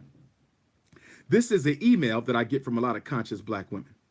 This is an email that I get from a lot of conscious black women who date Negroes who ain't conscious. Black women, if you conscious, I'm going to start a conscious dating service. I'm going to start a conscious dating service. That's what I'm going to start. Somebody told me this a couple years ago. They said, Dr. Umar, you're the perfect person to start a conscious dating service. Let everybody who's conscious meet each other. I'm going to start having a conscious social. Y'all like that? A conscious social for singles. You got to be conscious and you got to be single to come to the conscious singles social. What do y'all think about that? What do y'all think about that? A conscious singles social. I'm going to start doing them around the country. Coming soon. Conscious. You got to be black conscious. You could be Moor, Hebrew, Nawapian, socialist, God and earth, Nation of Islam. You just got to be conscious and single. I'm going to do a conscious single social so we can get to know each other. I'm working on that. Now, for my sisters out there, if you conscious, if you cream of the crop conscious, if you cream of the crop conscious, pass off that resume. Anyway, let me get back on focus. Let me stay focused. Let me stay focused. Let me stay. If you cream of the crop conscious, baby, I need to see them resumes. Jill Scott might got to wait a little bit. Man, I'm about to drink without the tap on. Cream of the crop conscious. Woo! 5'5", slim, thick in the thigh. I'm just kidding. I'm just kidding. I'm just kidding. I take a full-figure sister. She could love me, right? I take a full-figure sister. I ain't really caught up on that. I don't need all that. I just need somebody who real. Because in this world of fake, all we got is a bunch of fake people. Okay. Black woman, if you conscious and he don't want to be conscious, ultimately you have to make a decision. Black woman, if you conscious and he don't want to be conscious, ultimately you have to make a decision. Black woman, if you conscious and he don't want to be conscious, ultimately you have to make a decision. Okay? And see, consciousness is deeper than your relationship. It's about raising those babies with the right worldview. And if that brother is comfortable with his kids being raised about marijuana and gangster rap and 40-year-old men with their pants sagging, I don't like it. I don't like it. I think she should get some therapy because they do have 3 children. But if he ain't willing to see the light, if he ain't willing to see the light of consciousness, I think she got to leave him. I think she got to leave him. Don't make no more babies with him. You got 3. We can live with 3. You got 3. Ain't nothing we can deal with 3. Don't get 4. See, the problem with y'all women is once y'all start exploring the possibility of leaving a man, y'all keep making babies with him when you know that you might have to leave soon. Why keep making babies if you know you're going to be leaving soon? So she got 3, no problem. Those are babies. Don't make no more babies with a man you don't have a future with. Stop making babies with men you don't have a future with. Okay? But try to save them. If you can't, move on. I get the same email from brothers. Dr. Umar, my queen ain't conscious. She not trying to be conscious. Move on. Move on. No way in hell I'm going to marry no chick who ain't conscious. Forget it. Or they'll fake like they conscious, and then once you marry them, they turn back into Shanae. I'm out. My mission in life will not be contradicted by anything, especially not a female. Get on board or get out the way. Get on board or get out the way. Get on board or get out the way. Okay. Last 2 questions. And it's been good having y'all with me. 199 minutes. How long we been live? 199 minutes is how many? What's that? 200 minutes, 6 into 2, 6 times 3 is 180. Dang, we did 3 hours again? Why I keep going so long? It don't be seeming like this be 3 hours or 2 hours or whatever it was. Okay. No, 200 minutes. 60 times 3 is 180. So we definitely did 3. This is 3.5. Okay? But y'all love me. Y'all love me, so deal with it. My wife wants me to read her mind. She gets angry when I can't figure out what's bothering her. Dr. Umar, I ask her what's wrong. She don't tell me. She says I should know or figure it out. I feel like I'm dating an infant. I can't take it no more, doc. What should I do? So this brother dating an overgrown child. That's what's going on. He's dating an overgrown child. When she's mad, she don't tell him what's wrong. She wants him to be a psychic. He got to read her mind. I'm not putting up with that. That's childish. If I'm bothering you, you should be woman enough to tell me what I'm doing wrong. If I'm hurting you, you should be woman enough to communicate your needs and feelings to me. I am not a psychic. I am a psychologist. I will not be reading your mind. I am not a psychic. I am a psychologist. I will not be reading your mind. I am not a psychic. I am a psychologist. I will not be reading your mind. Brother, what you're dealing with here is a sister who suffers from passive aggressive personality disorder. You are dealing with a woman who suffers from passive aggressive personality disorder. Okay? Some women deal with men who suffer from passive aggressive personality disorder. These are people with low self-esteem. They have a fear of conflict. Okay? See, Taraji and acrimony have borderline. They love conflict. They come right at you. Passive aggressives, they don't want no conflict. They run away. They got low self-esteem. So they don't think what they feel is even worth being heard. That's why she don't tell you how she feel, because deep down inside, she don't think it matters anyway. Low self-esteem. Passive aggressives have low self-esteem. So she's not going to tell you what's on her mind. She wants you to figure it out. And when you don't figure it out, guess what she does? She commits guerrilla acts of aggression out of nowhere, like a guerrilla warrior. You just come out of nowhere. Out of nowhere, she will do some shit to mess your whole day up. She'll accidentally knock your dinner plate on the floor. She will accidentally burn your favorite shirt. She will accidentally lose your car keys. She will accidentally hang up on your mother. She will accidentally forget to pay your cell phone bill so it's turned off. Passive aggressive people are masters of sabotaging your life without you knowing they doing it on purpose. That's passive aggressive. Oops, I'm sorry. Did I do that? Because they don't have the confidence to tell you how they feel. They don't think how they feel matters to nobody because the self-esteem is low. So they get mad when you can't read their mind. And the only reason why you can't read their mind is because they don't want to tell you what's on their mind. And the reason they don't want to tell you what's on their mind is because they got low self-esteem and don't think it matters anyway. So you got to figure it out because I'm too little to tell you. And then when you don't figure it out, I'm going to sabotage your ass for not being my personal psychic reader. If you're going to date somebody with passive aggression, we're going to talk about this in Baltimore, May 12th, black woman. We're going to talk about this in Baltimore, May 12th, black woman. But if you're dating somebody with passive aggression, if you're dating somebody with passive aggression, you better hire you a full-time babalawo.